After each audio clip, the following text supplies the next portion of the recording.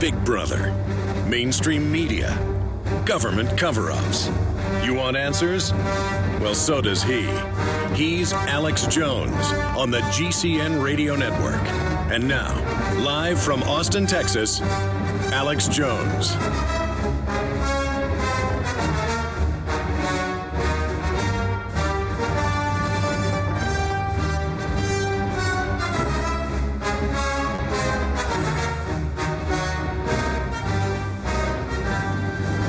Well, they're reporting that author Tom Clancy has died. They don't know the cause of death right now. Thought I'd throw that out right up front before I end up never even talking about it.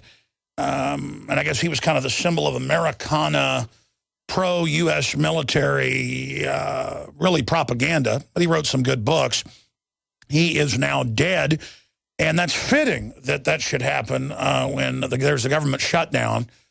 And when all over the world, different pundits are saying this is the beginning of the end of the American empire. Well, there was never an American empire. It was a financial, globalist, corporate empire that has used this country to basically set up its own planetary regime. And by the way, David Knight was on the nightly news with me last night, breaking some really big news that's hiding in plain view, that the Asian Union, the Pacific Union as it's known, the North American Union and the EU, all part of the trilateral program, are all basically merging right now. And so we're going to have David Knight with us at the start of the next hour for about 20 minutes to break that down today and go back into what he covered last night. It's so important. I want you to hear this live and fresh here on the air with some of the new developments. They're meeting in the 19th meeting of the Pacific Union to merge it. And this is all happening, and it's corporations above government that are making all of the major decisions. So this is a big, big deal. And it is coming up at the start of the next hour. Tosh Plumlee, the big whistleblower, who's a famous Iran-Contra whistleblower, and before that, a whistleblower for the church committee hearings, on the just incredible info he brought out last week. I want to see if he's had any repercussions or if any threats since he came on.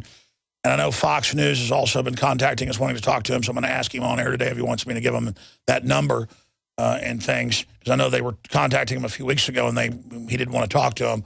But we'll see what's happening on that front before he gets called again to testify to Congress. He's still, because that's how the bureaucracy works as a private pilot, flying weapons for the CIA. And there he is saying he talked to a high-level NATO officer and others that indeed they were just sending weapons from the United States and Europe into Benghazi, that it wasn't a arms deal gone bad, that it was basically, the word is getting rid of witnesses. The ambassador, it's a big deal. And it's kind of like the second, the number 2 man over the U.S. nuclear forces was suspended and then almost arrested, but now they've dropped the charges for trying to pass reportedly fake casino chips, counterfeit chips. That sounds like a setup to me. I mean, I can't believe they've got people over the nuclear forces that are degenerate gamblers. It just sounds like a setup. And you tie that into the missing nukes out of Dyess Air Force Base. That's a real story, just like the bin Laden raid being fake is real. Our report on that, Cy Hirsch now going public saying it's 100% false. And even The Nation magazine, a total establishment publication, had an article out about Cy Hirsch going public, and we're just freaking out, saying they want more out of him. But Cy Hirsch told us that he wouldn't come on the air because, quote, he doesn't want to destroy himself. He said, I'm not big into self-immolation. That's when, like, the Buddhist monks light themselves on fire. And the world stares aghast at it. He's saying it's too dangerous to tell everybody what he knows. I think it's dangerous to not tell them. But we already know what happened. We already know there was a look-alike of bin Laden. We even know the guy's name. It's a total setup. And the SEALs figured that out, so they had to be killed. And they didn't dump the body at sea, and there wasn't a Situation Room meeting. That was all fake. It's just amazing. We're going to get into Obamacare and the showdown with World War II vets and a lot more straight ahead. Last night, Michelle Obama, the lady that parents all of our children and tells them what to eat. My children were going to private school 2 years ago, and they were given Michelle Obama handouts telling them what to eat and what to do and to fill it out and turn it back in so it could be sent to the federal government because the school was accredited. And I said, no, our children will now go back being homeschooled because of that. All that federal money that the schools want and that federal accreditation. Well, Michelle Obama came out last night in a tweet. 70+% of her followers are reportedly fake on her Twitter, but it doesn't matter. And said, I will not be tweeting anymore because of the government shutdown. And you've got to love how they've still got Air Force One. They've still got the private chefs. They've still got all the lavish everything. They've still got the Homeland Security programs. And they've still got the giant NSA command centers. And they're still got the aircraft taking off to fly ammunition and weapons to Al-Qaeda. They're still running over 70% of the government. And all they're going to do now is shut down the few services the federal government has, and that's being henpecked and yelled at by park rangers.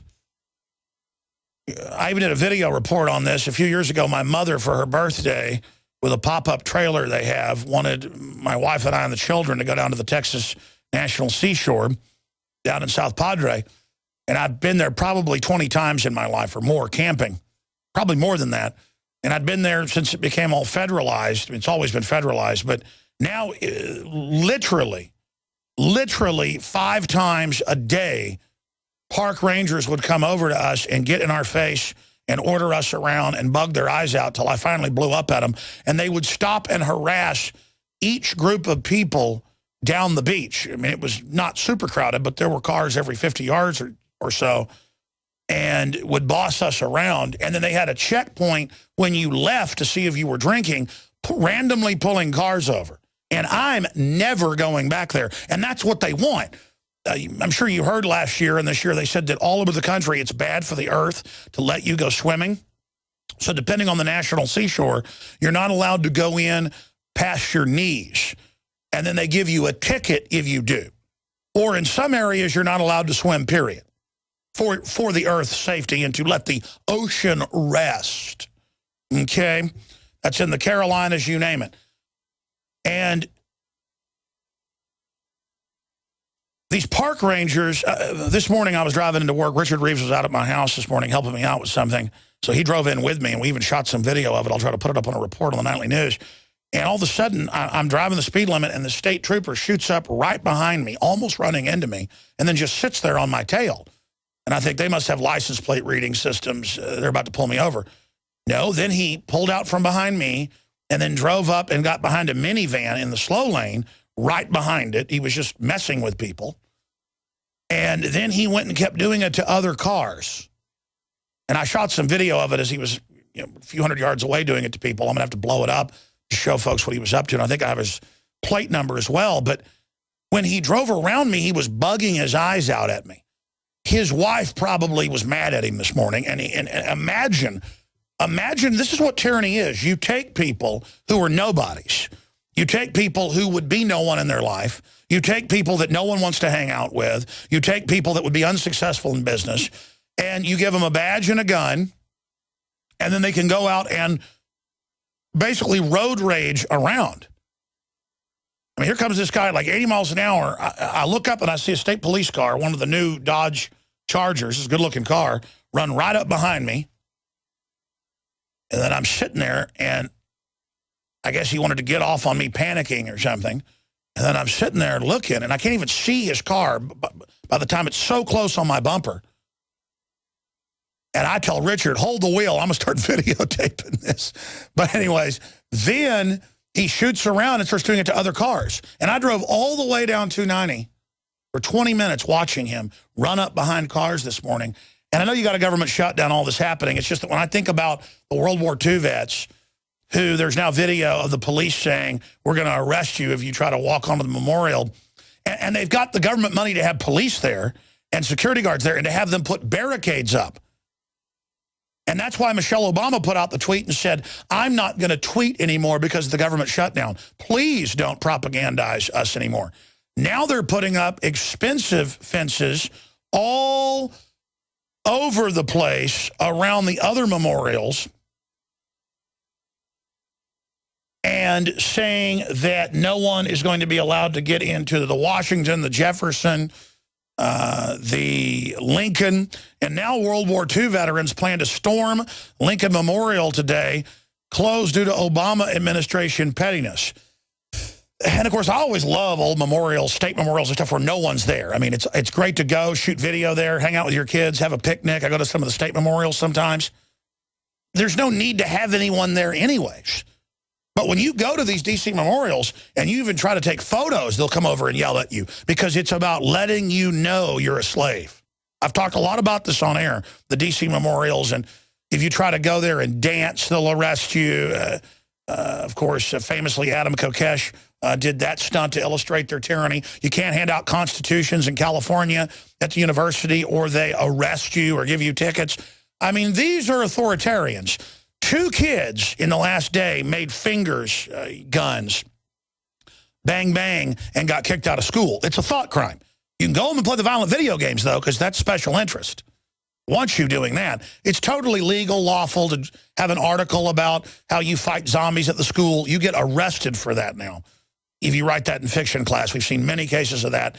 There is no law, there is no nothing, but there are the corrupt courts, the corrupt system, especially juvenile courts, where there is no jury, and they'll just trick the family into putting you on probation, waiving your rights, and signing you up for probation directly. This is the tyranny. And by the way, they know they're tyrants. They know they're tyrants. And whereas 10 years ago, the state police in Texas, on average, were very professional and nice, now when I have run-ins with them, especially the new ones, they are like drill sergeants, and you are the lowest form of garbage, like you're a Marine Corps cadet on their first day at boot camp. Because the message is, you let the public know we're in control. And watching Army PSYOP training videos from the 60s that we played here on air, and I'm going to have clips in Obama Deception too, they say that. It's important to dominate and have confrontations with the public up front to intimidate them and let them know you're in control. And that's what this is. I mean, I'm seeing Pentagon, occupied country, PSYOPs, and of course the cops don't even know why they're taught this, most of them. You've had police chiefs admit, we wear black masks, we wear black uniforms, we do this to intimidate you. It's about a reign of terror where some guy goes and takes a 2-year course and now he gets to run up behind vehicles and have road rage. And if somebody else did that, it's reckless driving. And I just have to put up with some lunatic state police guy. It's like when I saw some checkpoint by my parents' house a few years ago, and of course my iPhone was out of batteries. I hadn't charged it. I'd gotten up in the morning. I'd been staying over at their house. But the point is, I was in the neighborhood one night and stayed over there. And there was a checkpoint. So I pull over in the neighborhood. I stop. I walk over, and I politely go, hey, what's going on? And the head guy goes, get in your car. There was not anybody they were arresting. There was no lights on, no nothing. And I went, well, I was just asking. I'm just a citizen. And he said, I told you, with his hand on his gun, get in your car now. And I went, wow, so I'm a slave. And he goes, I told you. And I said, so I'm really in the lowest form of dirt. And he was like, one more time, you're going to jail. And I said, you win. America's a police state. And the other guys were looking at him like he was crazy, but it didn't matter. He was in charge. He was in charge. He was in charge. I was a slave. He was in charge. And the guy that ran up on me and ran up on the minivan and ran up on the trucks and ran up on the rodeo and ran up on all the vehicles this morning, watched him do it to like 10 vehicles. And I kept saying, does he want to get around him? No. Then once they'd get out of his way, he'd just slow down and just be driving. Just some out-of-control lunatic. And we're in danger. That's what tyranny is a bunch of weirdos psychologically selected because they're unstable and mentally ill and have low IQs who want to dominate everybody. So the showdown's on today. You notice it's the top story on drudgereport.com. World War II vets threatened with arrest. We're going to play that video when we come back. It's also up on Infowars.com with Charlie Rose, the Bilderberg Group member, saying how wonderful it is. And then the National Park Service says Obama administration ordered the closure. That's right. They have put it out on their official tweet. That's right. Barricades, Barack Obamacades, confirmed. Park Service says Obama admin ordered closure of World War II Memorial. And they've now officially come out and said and told the reporters that, indeed, it is an order. Well, yeah, and they're going to teach you, oh, sorry, your reservations at the Grand Canyon? Doesn't matter, it's a private company runs it. Doesn't matter, you've already paid. Doesn't matter, it's all paid for. They're going to set up barricades at Yosemite and everywhere else. It's happening now. And they're going to all be on duty. They're all still being paid. They did this, I don't know, 16 years ago when they wanted to have the Park Service go under globalist control and accept all these new systems and shut down areas of the public. They said, oh, we're going to increase rates and we're going to lay some people off to get everybody to get in line with it. This is how they hold us hostage. It's what they do. And the chefs and the armed guards and all of it, it's all still running. And they've got the police and the Park Service out, shutting it down, saying you can't use it. They're all at work today, folks. And they're going to continue to be at work. By the way, they've computerized the IRS now. That's why they've got 70+% of their people furloughed right now. Most of them are never getting their jobs back. I know folks that work for the IRS, biggest IRS center in the country is here in Austin. They're being told, we just don't need you anymore. We have computers. So they talk about that being a furlough. That was already going on. Anyways, we're going to come back and play these clips. Rand Paul is calling them thugs that are there threatening to arrest the World War II veterans. And they are. They are thugs. 3 letters can strike fear. Well, I think the offers from here on out will be that we are willing to fund parts of the government, and we're going to keep offering every day new parts of the government.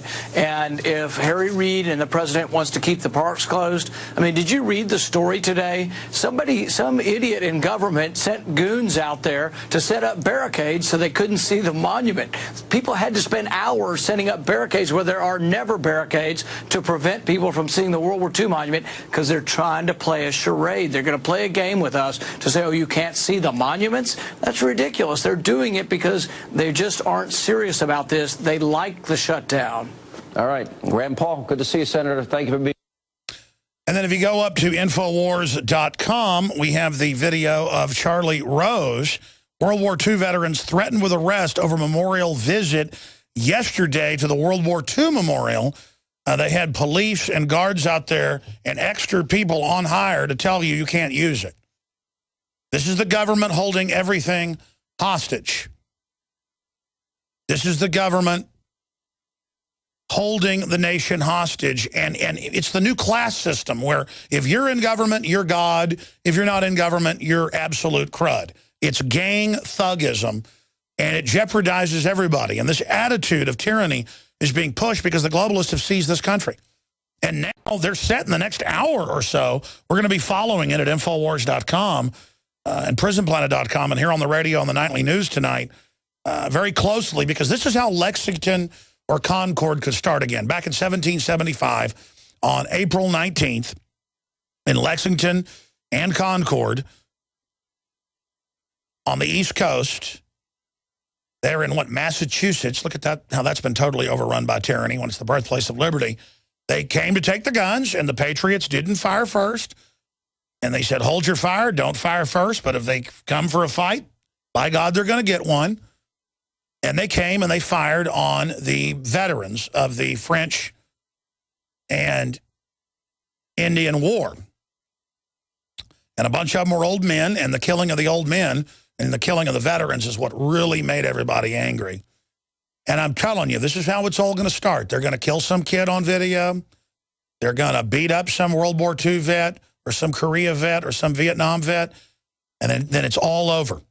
And the globalists have a problem because they've used veterans to push their propaganda of empire and tyranny, but now that the veterans are waking up and against their New World Order, the globalists want to say the veterans are the #1 threat, because they are the #1 threat. They could provide the leadership, the historical context for people to rally around against the occupiers. I mean, we are captured on record. The globalists brag in the Financial Times of London, the Club of Rome, the CFR. I've made films about it. I've showed you the articles that they've captured the planet and that we're captured. The Army War College teaches the top brass this. They're hiding this in plain view. And they need to now be able to convert things where they say George Washington, the Founding Fathers are bad, and the vets are bad today, and the gun owners are bad, and people that want to keep some of their own property and not be total slaves to the government, they're bad. And if you don't want the government saying your kids belong to them, you're bad. And if you think people ought to be able to have a Second Amendment, you're bad. And if you love the Bible, you're bad. You're a bitter clinger. You got a bunch of arrogant, so-called intelligentsia that are really authoritarians up there with armed guards protecting their kids at private schools who say we can't have guns to protect ourselves. They are a criminal class, and they know they are. We're going to go out to break with Charlie Rose talking about threats to arrest the veterans.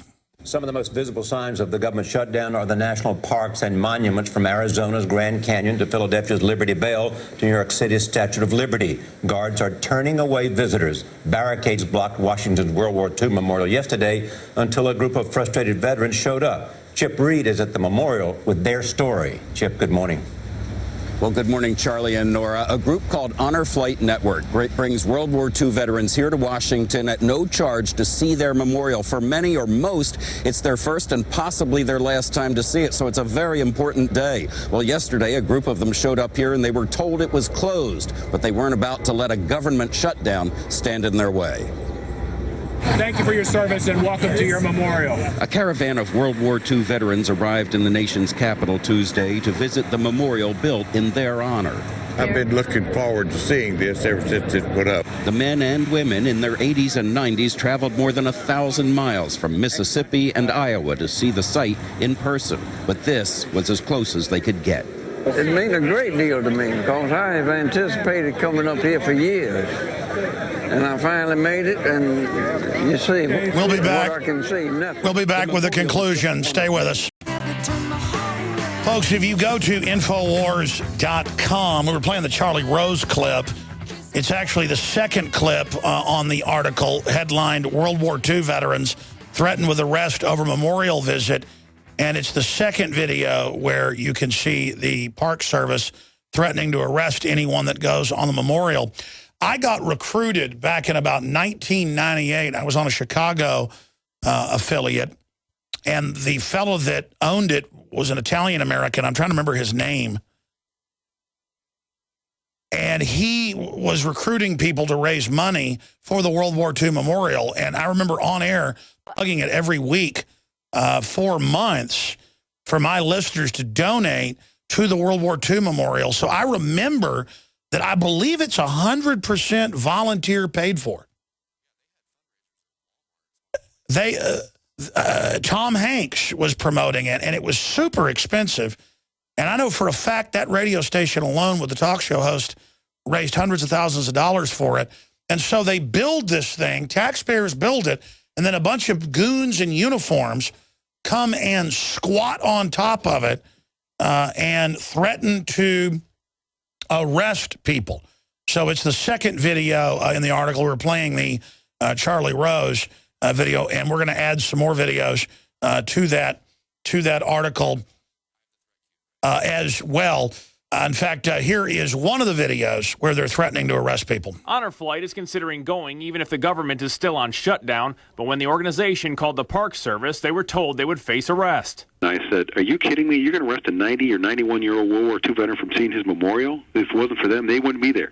She said, that's correct, sir. 99% of those veterans on honor flights have never had the opportunity to see the memorial. Now, see, if the feds, who are really globalist occupiers, can hike their leg on World War II veterans, which are, held up as the paragon of honor and duty and being heroes and the greatest generation, and I agree they were great people and are great people, then they can do it to anybody. And that's really what this is all about.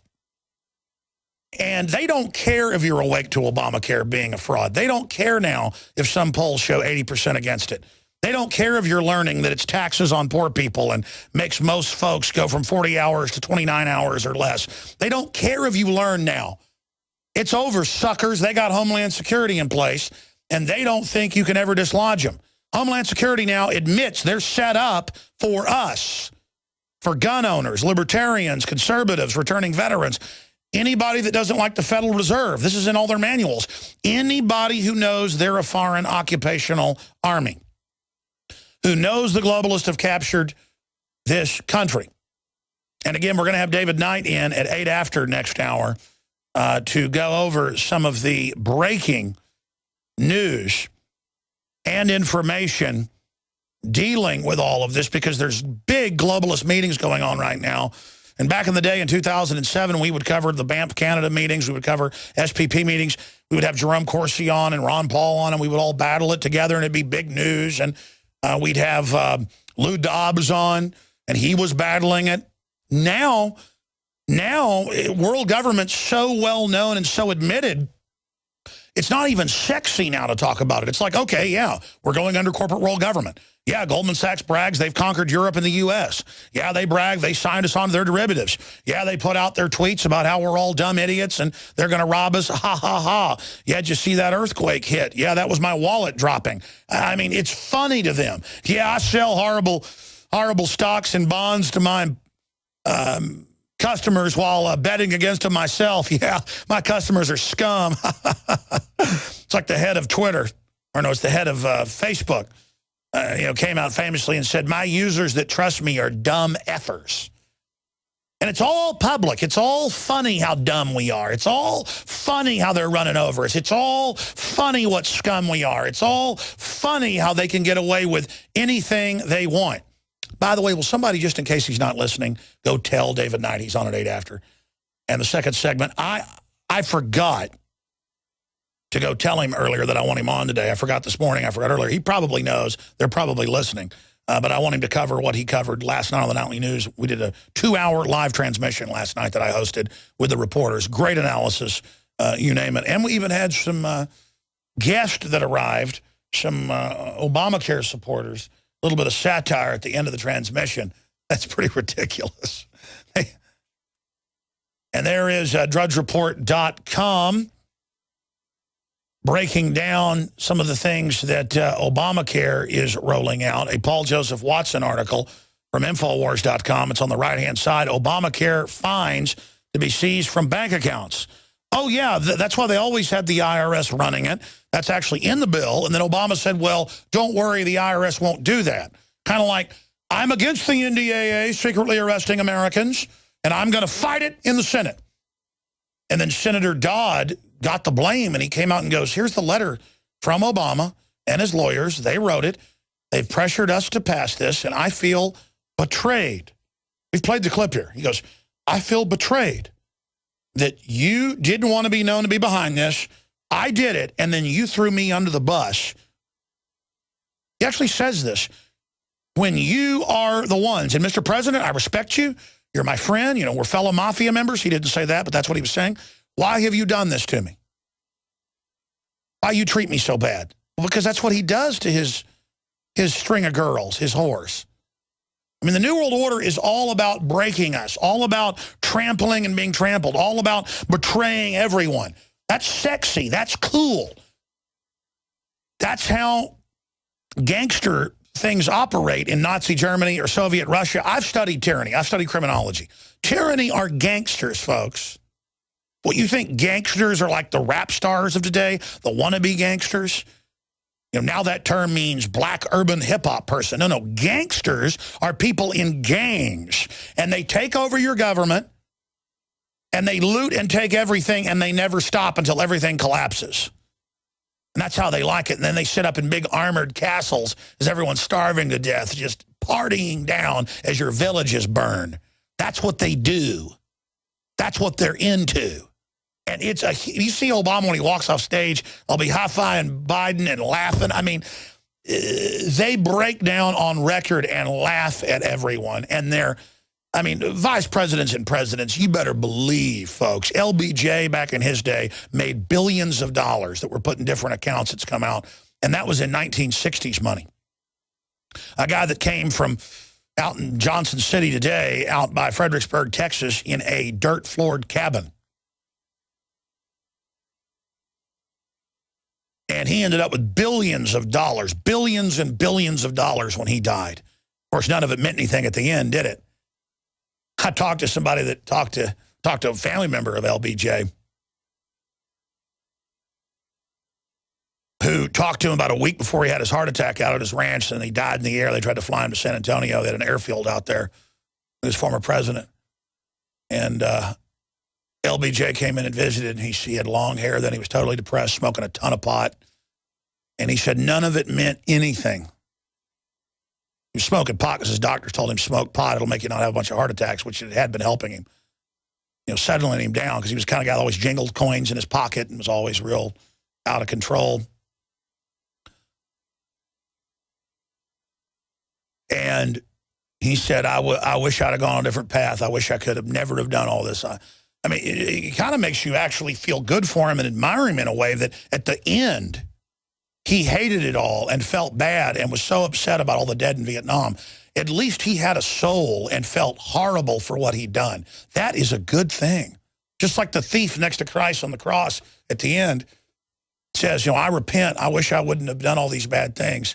Christ looked at him and said, today you will be with me in paradise. Because he still had goodness in his heart. But I think about all these people. I mean, Obama and the Bushes and the globalists of today are light years ahead of bad guys of old. I mean, they are really, really, really nasty. Hitler was into darkness, into the occult, into really evil things, a lot of sick stuff, but he also thought he was saving the world and thought there was some great altruism at the end of it. I've studied Hitler as well. Stalin was an outright former bank robber thug who just liked to kill people and run everything. And that's the kind of people we have now. They just like to be nasty and hurt people and make sure everybody's poor. They like seeing poor people. They like seeing starving kids. They like seeing society fall apart. They like it. It makes them feel good to do that to you. They're threatened by you having a beautiful wife. They're threatened by you having your own business. They're threatened by you being straight and strong. They've hated you their whole life because you're smart and successful. They don't love humanity. They hate humanity. I'm in a love affair with humanity. I love art, literature. I love people. I love ideas. I get frustrated because I can't implement all my plans, which I know if I had enough smarts or enough capital or enough whatever, we could really change the world. But, you know, we've already changed the world to a certain extent, and we're just doing the best job we can. And I know I'm ranting. I want to give out the number. We're going to continue to track this with the latest updates because Drudge is on it at drudgereport.com. I've got my great crew at Infowars.com and Prisonplanet.com. The Watson brothers and Adon Salazar and Kurt Nimmo and Kit Daniels and, of course, Julie Wilson and the great reporters over there on the TV side. We're all watching and waiting and tracking when the group of World War II veterans are set to arrive any time. I know there's all sorts of street cams you can find. Try to look for DC street cams on Ustream or whatever. I'll bet money there's people already Ustreaming down there at the mall down there in D.C. or up there in D.C., there at the Lincoln Memorial where this confrontation is set to happen, because they've now put up big fences, and they've got the cops out there, and I will guarantee you they're going to arrest them. And I'm telling you, folks, this is the arrogance, and this is what ends up defeating people, the image of old people being beat up. Because if some of these vets try to get up out of their wheelchairs or whatever to go see their memorial, I will guarantee you that the police, because this is a special thing to be able to hurt them, will attack them. And the reason is because it is so bold. You would think of it as a PR disaster for them, but if they can do this, they can do anything. They may be smart and back off, because they threatened to arrest them before if they went to the World War II memorial that I paid for and you paid for. I personally gave, I remember this, $1,000 to that memorial. I want to say that guy, that World War II vet, he used to come on the show. He was a funny guy. He was our Chicago affiliate, and he was so interesting. I had him on as a guest a few times about it. Gentel, I wonder if he's even still alive. Most of these vets are gone. And he owned a Chicago affiliate, a different one than we have today. We're on it a few years, had a huge listening audience. It was a mom and pop. And he was like the head for Illinois. It's now coming back to me. He was the head. So look up the head of the Illinois World War II Memorial Fund. He was the head of the Illinois deal. And boy, he was on that.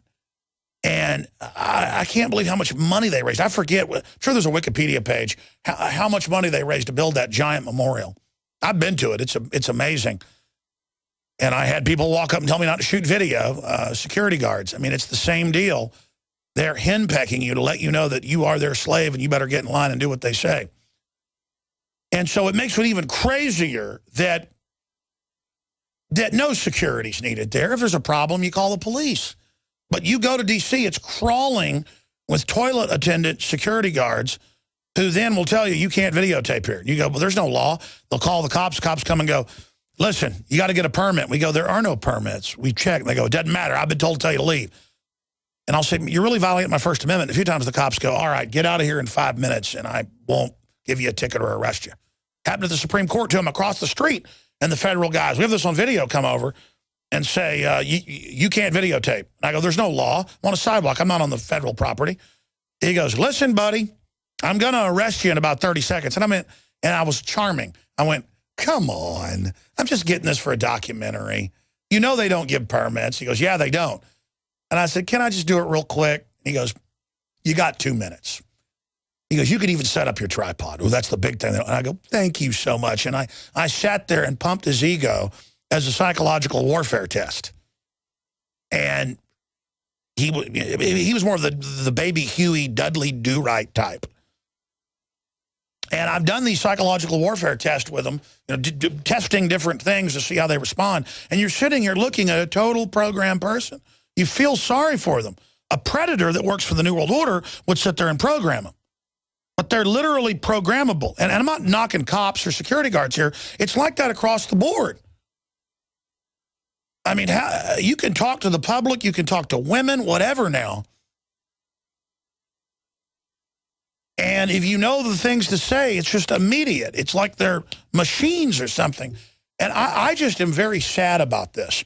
I want to take your calls on this because this is really capturing people's imagination. If the veterans force their way in, then other people will force their way in, and then the whole hoax is broken. And they don't want that to happen. That's why they may go the extra mile and go ahead and arrest the veterans, even though they know it'll be a disaster. They can't stop because the image, just like in V for Vendetta, where the thousands and hundreds of thousands show up in the mask and the military decides to not fire on them. And it's at that point Ceausescu falls, to use the Romanian example. What you see in V for Vendetta that's fiction is actually based, the Wachowski sister and brother have talked about, of different things that happened in 1776, things that happened with Guy Fawkes, things that happened with other events, and the Romanian Revolution, where the same thing happened. The people marched on the Capitol and on Ceausescu, the dictator. The military was told to kill him, and the military stood down. And then all of a sudden the military said, you know what? Let's just go take the palace. Let's just turn this around. Now, in America, we already have a Bill of Rights Constitution. We don't need to do that. I don't want the military, by the way, and some general to be our new president while they have elections. And I know Stuart Rhodes is really against a military coup, and I don't want it as well.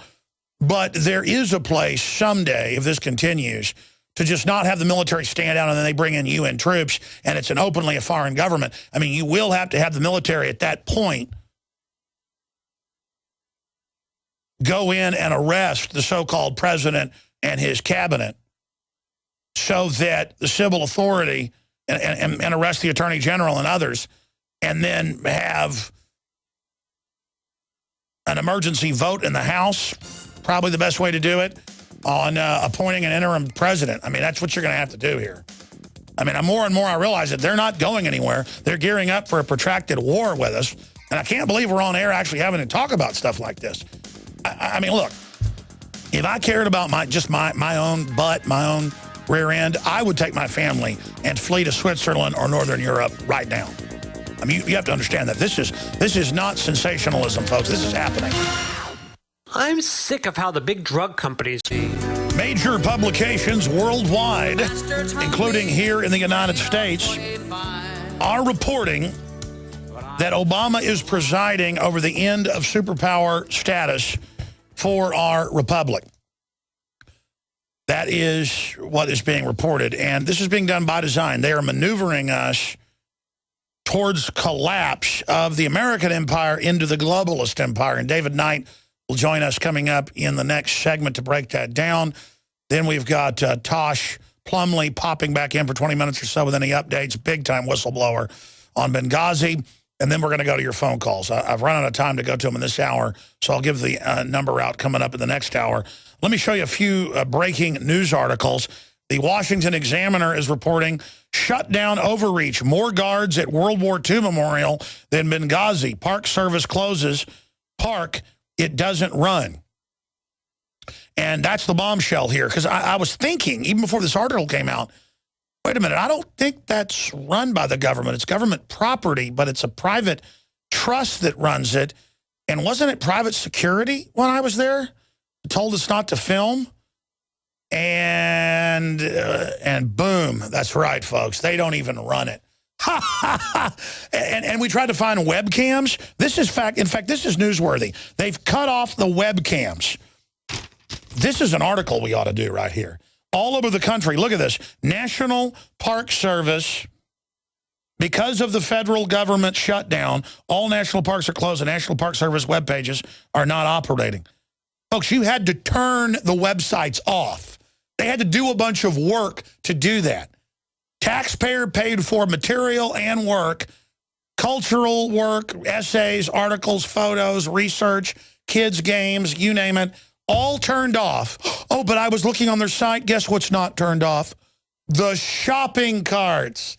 You can still buy all the parks games and coffee cups. These people make me want to throw up. They are running a giant stunt and putting up barricades everywhere, even parks they don't run, saying you can't come in. That reminds me of the Federal Reserve. We're like a quarter-mile away from the Federal Reserve, and was it Kansas City?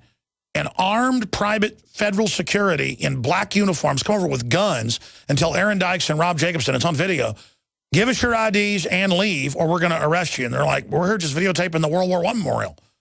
They said, leave now. And the guy started putting his hand on his gun. That became a major news story. First, the Federal Reserve denied they did it. Said that wasn't their people. Of course, later they had to admit that. Because, I mean, what do you do to an enemy? You lie to an enemy. And now the Barack Obama barricades, as they're called, Park Service says Obama ordered it. Oh, yeah, this is, and imagine once they run our health care, they're saying if you don't behave properly or you're not part of their system and not properly follow, like if you're a graduate student, you get better care. That's an example. If you're part of the combine, then you get all the fringe benefits of living under a collective and the death panels and all the rest of it. And now this article by Paul Joseph Watson up on Infowars.com. This is, I think, should be our top story here. In fact, I should have been covering this all day. This is so important. Obamacare fines to be seized from bank accounts. That's red linked up on Infowars.com. And I haven't even covered that yet. I should have been covering that. Of course the IRS is over it and administers it. Of course they hired, what was it, something like 5,000 in one thing and then 7,000 more. They're laying off 70+% of the IRS, but hiring all these new people to run, seizing $5 grand a year out of your bank account. And by the way, it was $3 grand last year. Now it's going to be $5 grand. They're saying $7 grand, and they're just going to take the money out of your account. They're going to garnish your paycheck because it's free health care because they love you.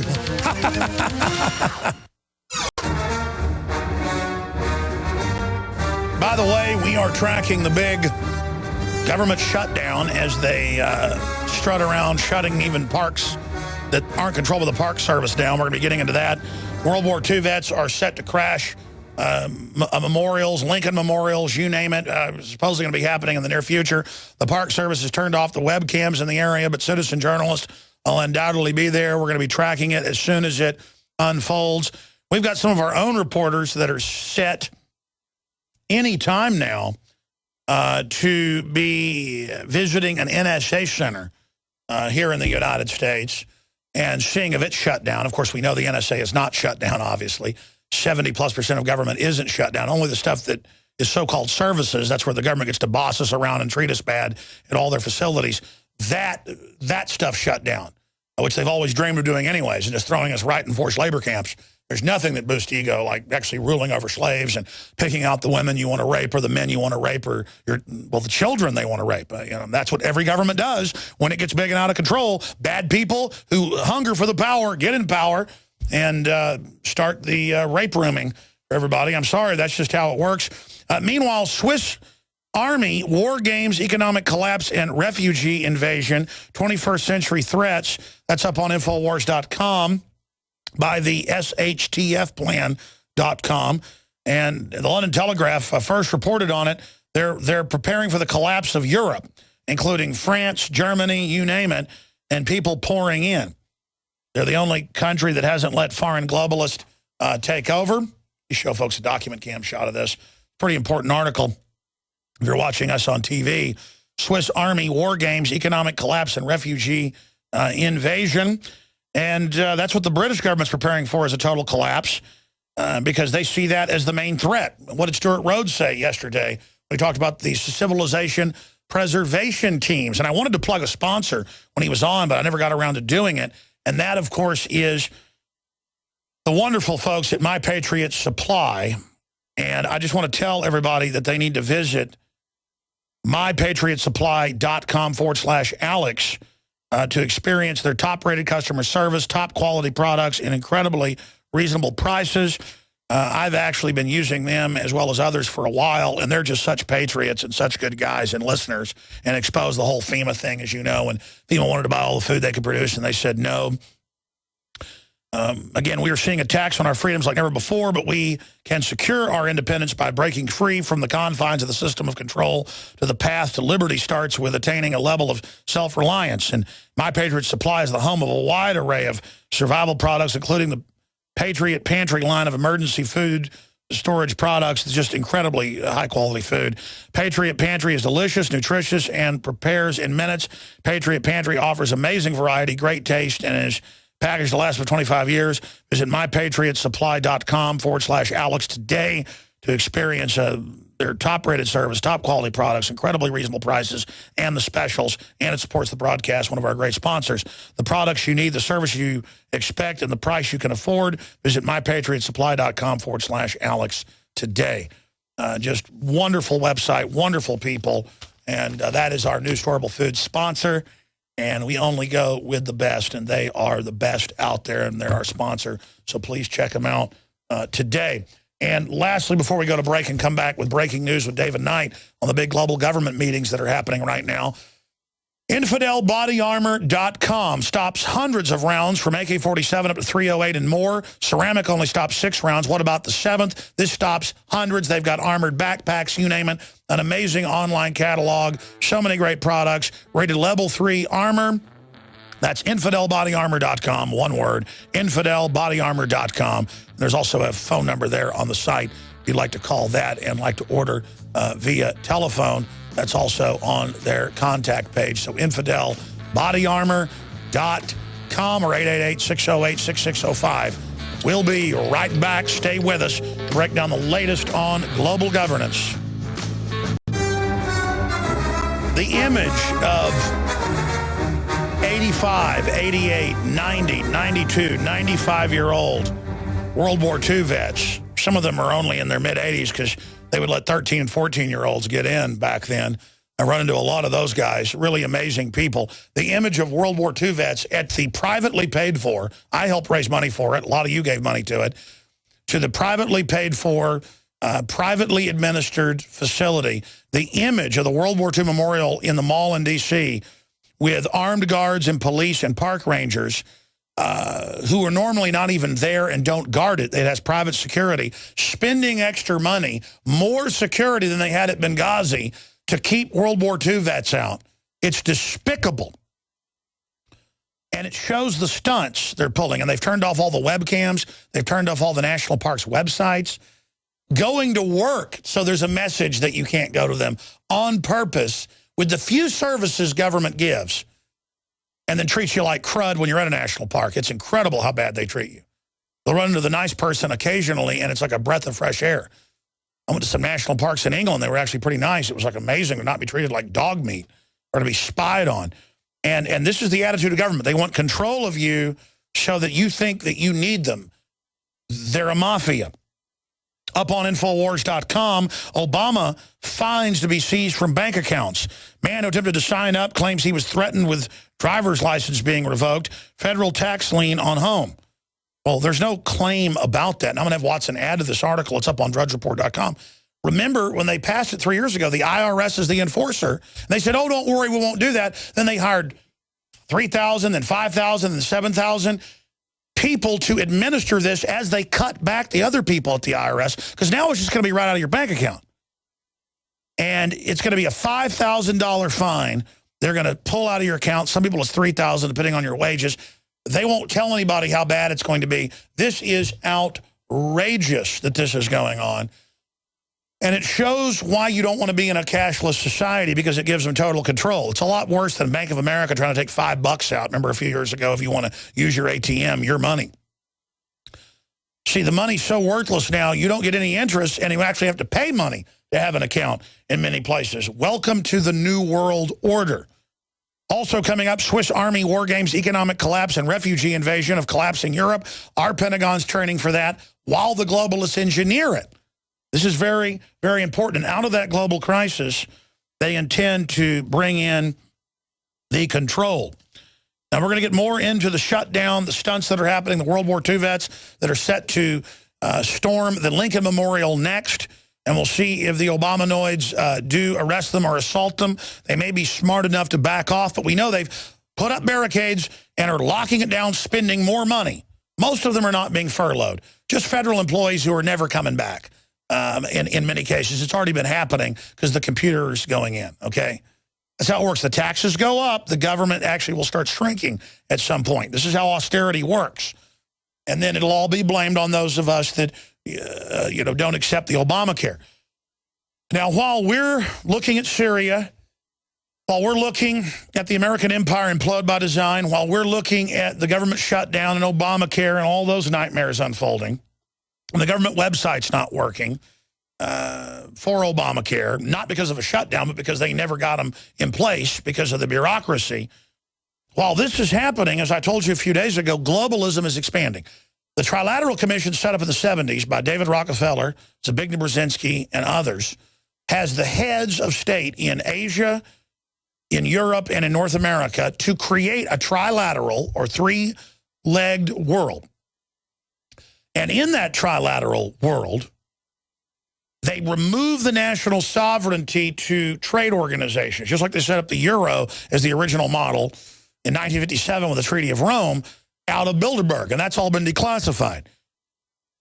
Government is now below. State governments don't even count, but states, as in states of the World Union, they have a limited vote, what is it, about a third of the vote, versus the corporations, just like we saw in BAMP Canada, the documents 2007, they're in Endgame, where in the meetings, the corporations are running it and literally shutting down their competition. Literally, that's what Dr. Paul K. Roberts has an article out today on Infowars.com, former head of the Treasury Department and Policy, saying it's another giveaway to private interest. Yeah, it's a direct tax, a direct ripoff, calling it socialism. That's why socialism is so bad, folks. It always gets taken over. It always creates gangs and special interests. That's why it doesn't work. Yes, if you had computers handing it out that were programmed by angels who weren't bad, then it might actually work, but would create laziness. Side issue. Joining us with a snapshot report, the full report's up on prisonplanet.tv. We did like 20 minutes live last night on the Nightly News. David Knight, I wanted you to focus in on this Pacific partnership and the agreements now with the North American Union and the EU. This is so incredibly important because this is their 19th meeting. This is global governance, in their own words, being established. David Knight. It's gone on for several years, and I find it interesting. There's a lot of groups that you might say are aligned with the left, with the Democrats, who are aware of this. Pretty much people on the right have been fighting Obamacare. They're not even aware of this, and yet there's common characteristics between both of these. It really is a transfer. You know, we look at Obamacare, there's not any health care in that. As the Supreme Court said, it's a tax. But it's not really even a tax because the money's not going to the government. It's a transfer. I ought to call it Obama transfer. It's a transfer of wealth from the public to these few corporations. And as we talked about last night, and as Don Salazar had in his article last Friday, he showed the profits going up over the last 4 years, and the 8 biggest insurance companies gone up 200%, 300, 400, some of them 500% increase in profits. They know where this is headed. They knew that they were going to make a lot of money.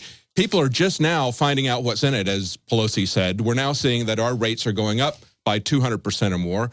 Companies are being shut down. We have doctors going out of business. We have other smaller insurance companies going out of business.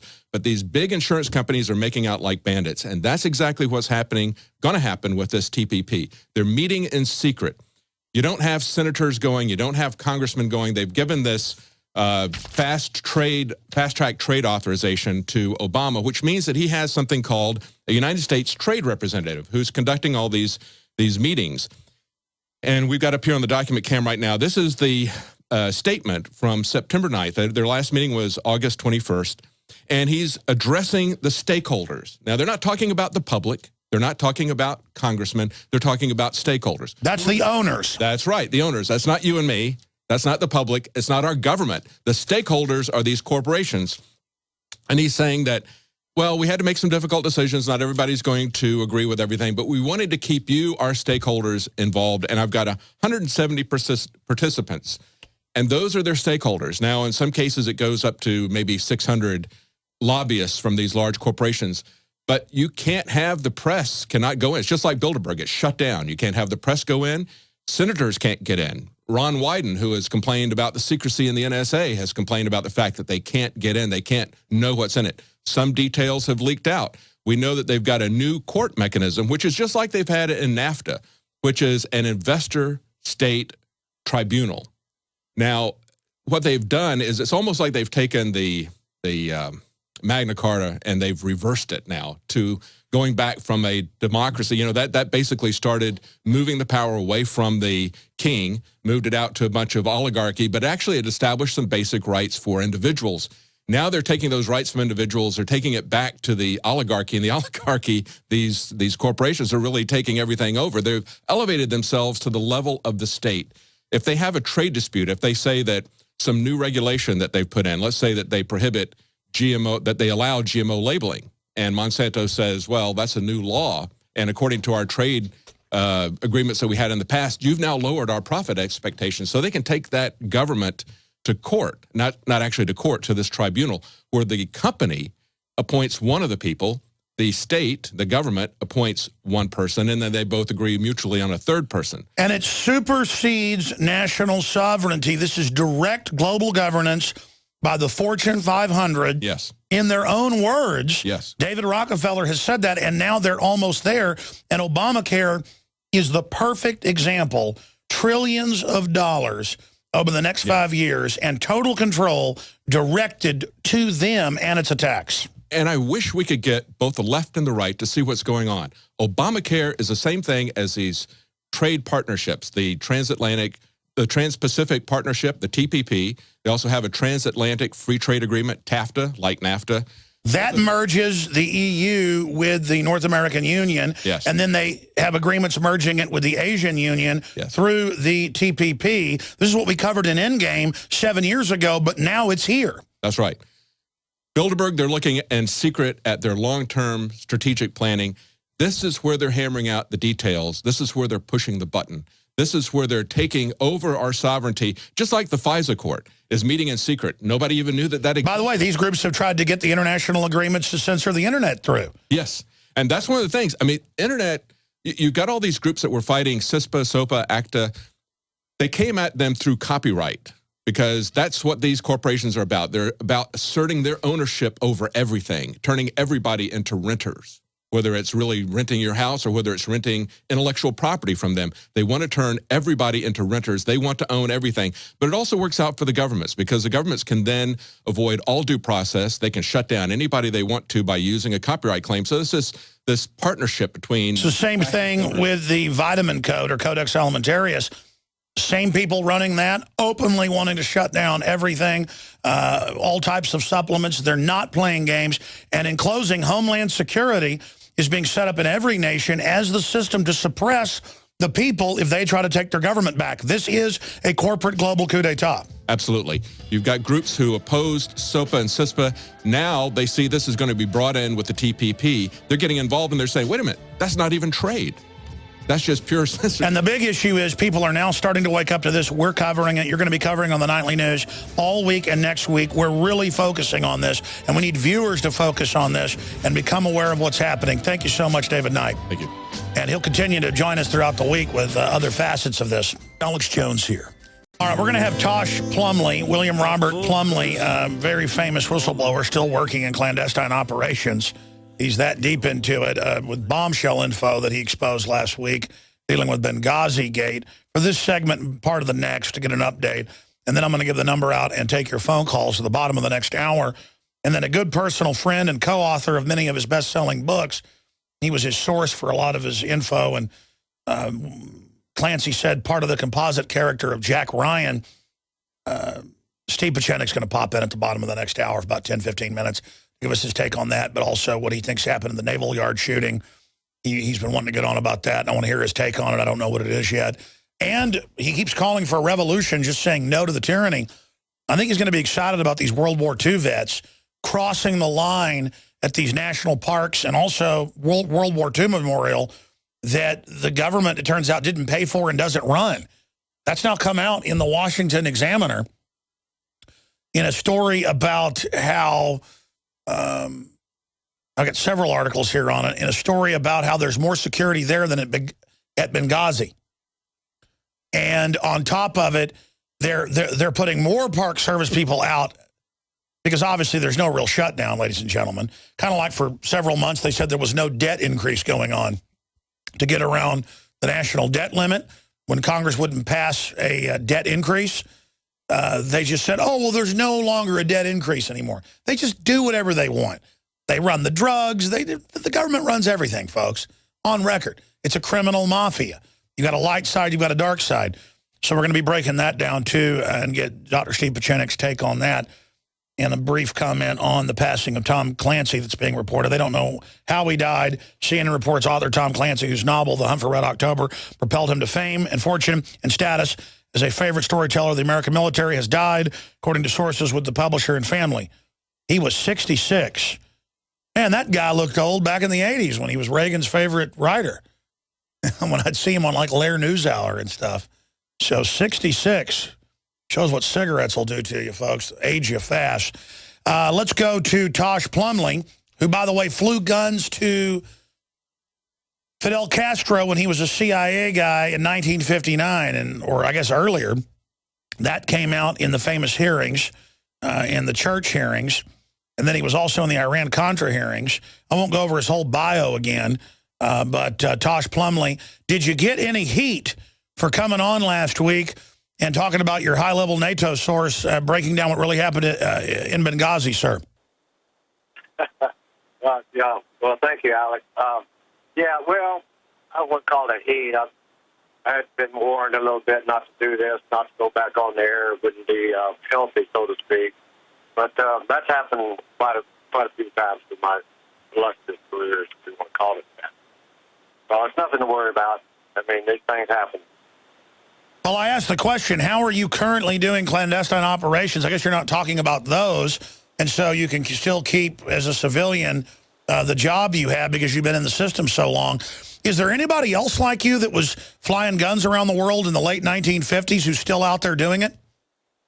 Well, there's a lot of, like I said last week, I believe, there's a lot of people like me that are tied in with private contractors. Some of them are labeled as mercenaries. There's not that many as old as I am at this point, still active. But the operation, the way it's been for a number of years, is still ongoing in one form or another. I mean, it's, periodically the operation is taken off the shelf, dusted off, tweaked a little bit here and there, and then put back in.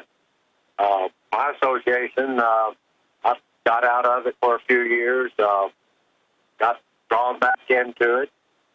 People that I associated with in the Mexico thing, going back to Kiki Camarena when he was in Guadalajara, some of those operatives, some of those pilots, some of the deep undercover guys that were involved in Operation Penetrate have stayed engaged in one form or another. They've been asked to go back undercover with boots on the ground inside Mexico to train Mexican troops. Military-type operation.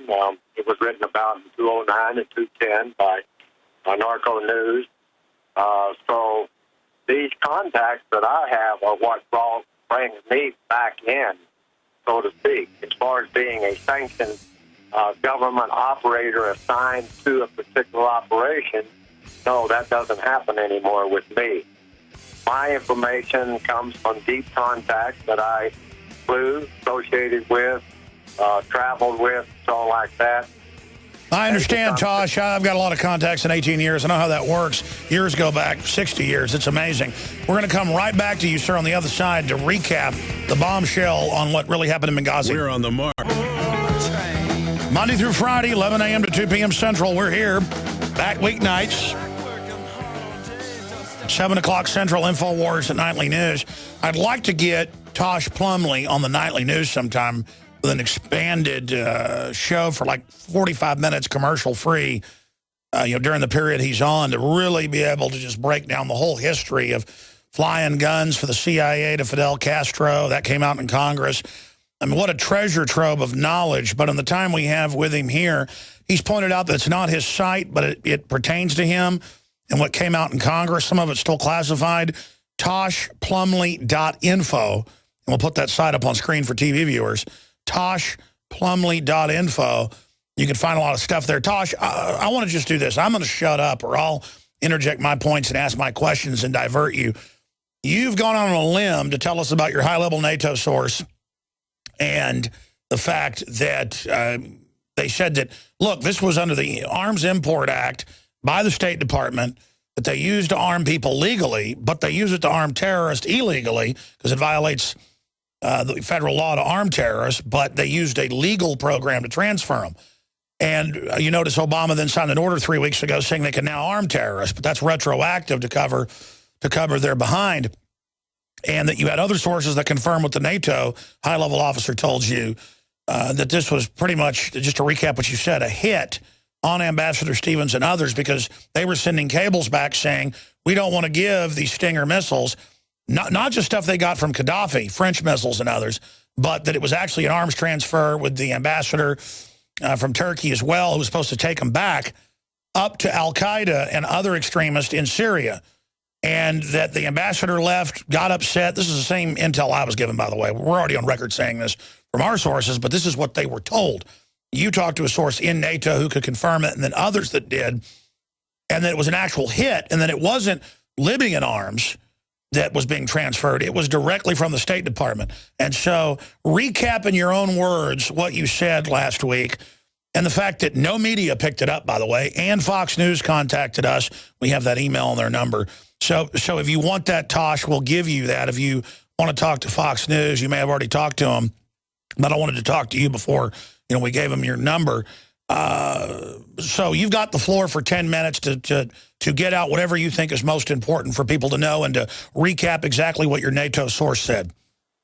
Okay, Alex, I'll try to sum it up this way and make it as brief as I possibly can. Yes, I have talked to Fox News. In fact, I was interviewed by them day before yesterday. Should air sometime next week. This was mainly in reference to Carl Quintero and the CIA training base, training Guatemalan guerrillas and C-130 flying arms down into that area right after the southern front of our and Contra was set up. Now, the reason I brought this up, maybe I can tie it in. Some of my sensitive sources were involved in that operation back in 80 and 85.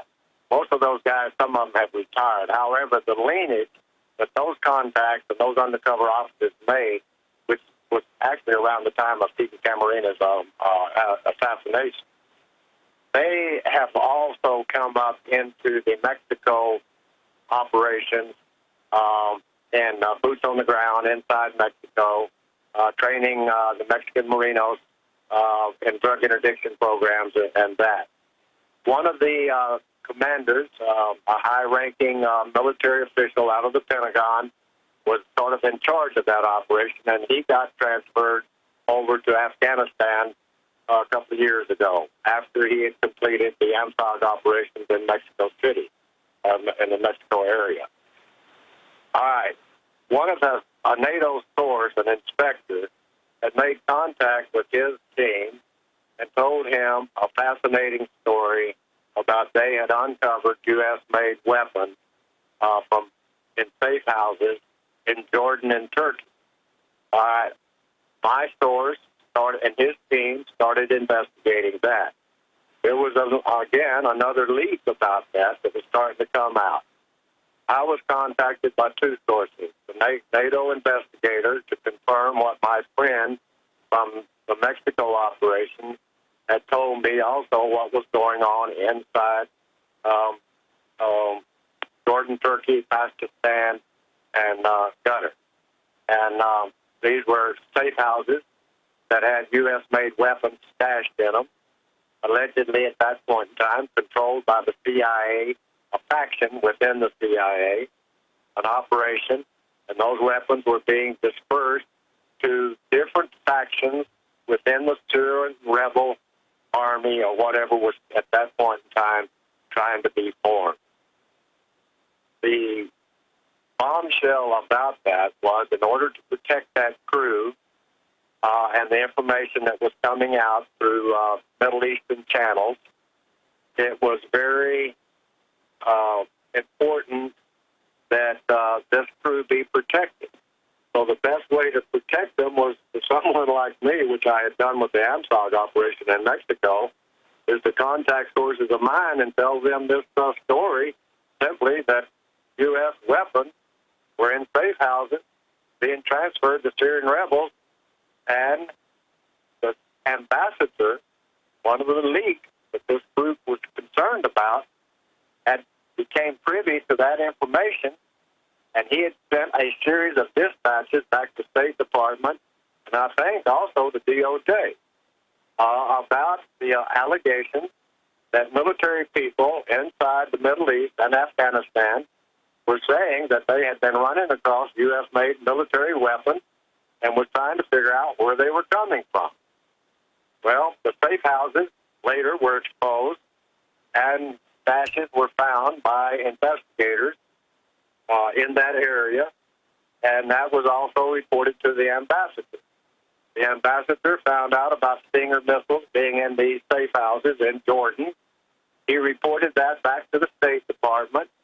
The State Department refused to make that public to some Senate investigators. None of them, I think, was but Congressman Grassley, and I believe that was investigating that time the Fast and Furious operation. Also, at that particular time, weapons had been found inside Mexico, U.S.-made high-impact weapons. I had already previously photographed those weapons, but staging areas inside Mexico. That's another part of this story. So at that point in time, the ambassador, his crew, started their own investigation into the allegations that came from the NATO inspector and also the high-ranking military out of the Pentagon officer that was in charge of launching that particular investigation, trying to find out where those weapons were coming from and who had authorized their shipment.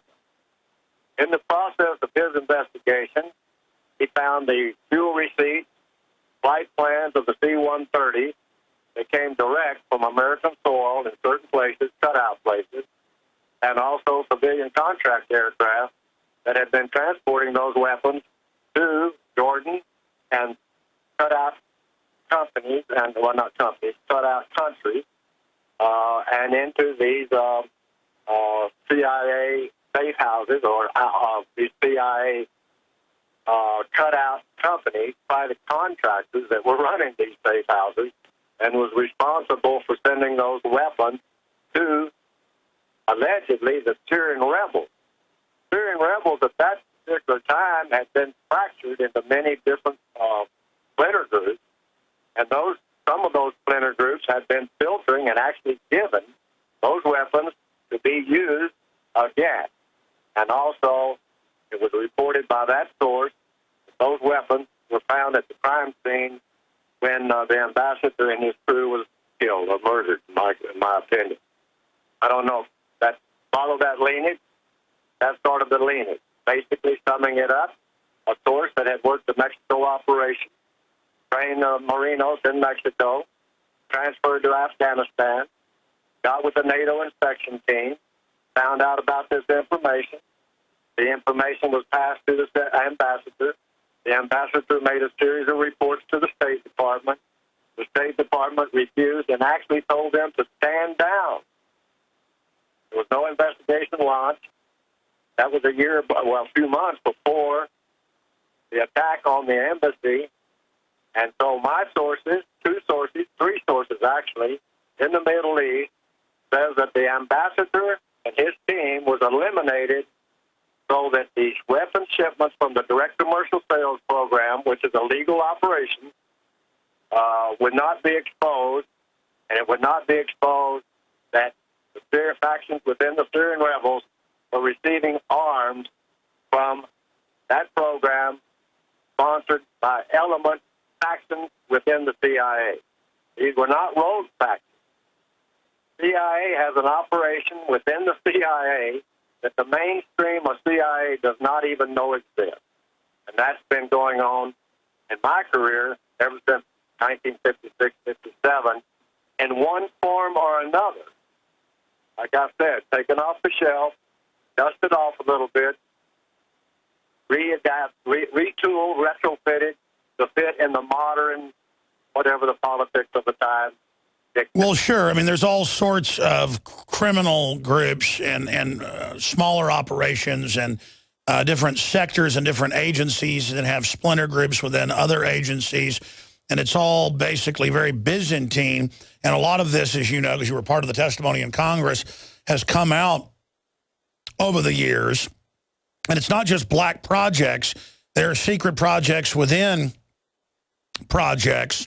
And an example of that is they supposedly set up the Delta Force in the late 1970s. But there are all sorts of groups in the Army above even people that are officially in the Army. And there aren't even really contractors from what I've been told and what I've seen.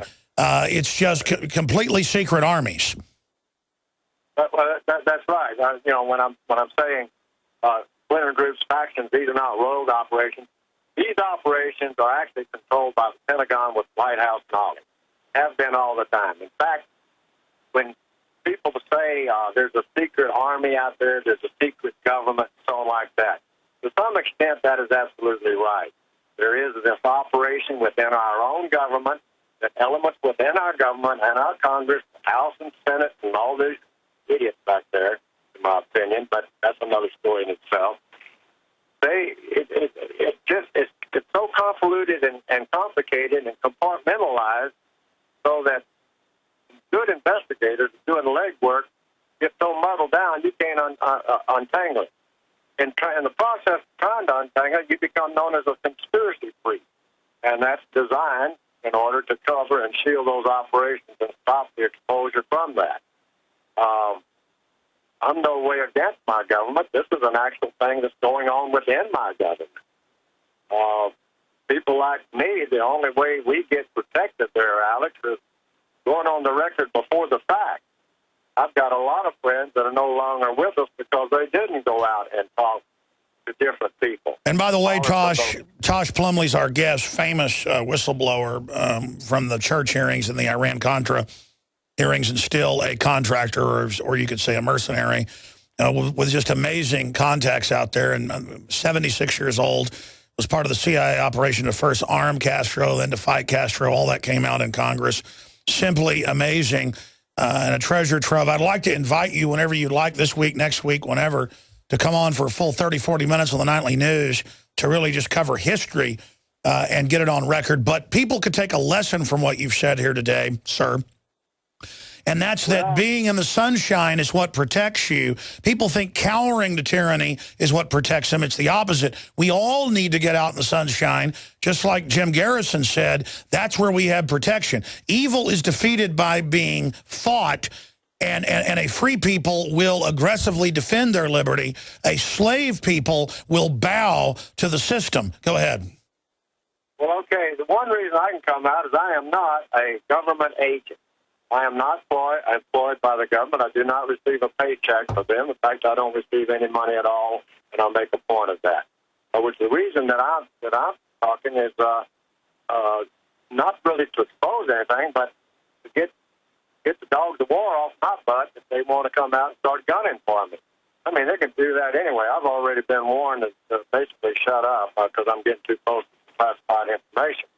But the Benghazi thing, the reason it got me in this, the reason it came out, and I think I covered this last week, Alex, was Mrs. Smith made a tremendous plea to our State Department to tell what happened to her son. And so now you're telling her there's nothing like a woman, a mother, or a wife calling for justice that stirs a man's heart. Tosh, we're going to talk to you again very, very soon. Thank you for your courage. And folks can check out those documents, of course, on the site that I mentioned earlier. That's not your site, but you're saying it has some important information. ToshPlumlee.info. Thank you so much, sir. Thank you, Alex. Oh, wow. What an amazing individual. We're going to come back and open the phones up for your take on Obamacare, the vets storming the beaches again. They did it back in 1943, and they're doing it again at D-Day. It's very sad that it's going to be World War II vets that know that it's outrageous to block the memorials. Everyone should be joining the vets right now. I want to go join them.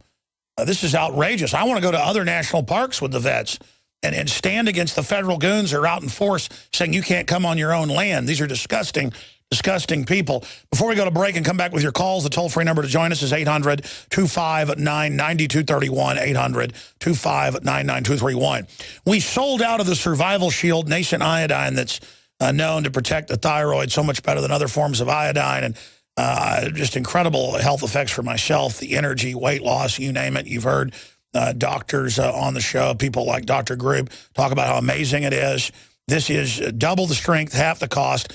More of it's coming in next week, so get your order in right now, and it'll be shipped out to you first when the truck gets here by early next week. They are manufacturing it. It's non-GMO. Absolutely, that is the corn-based glycerin that they use to make it is non-GMO.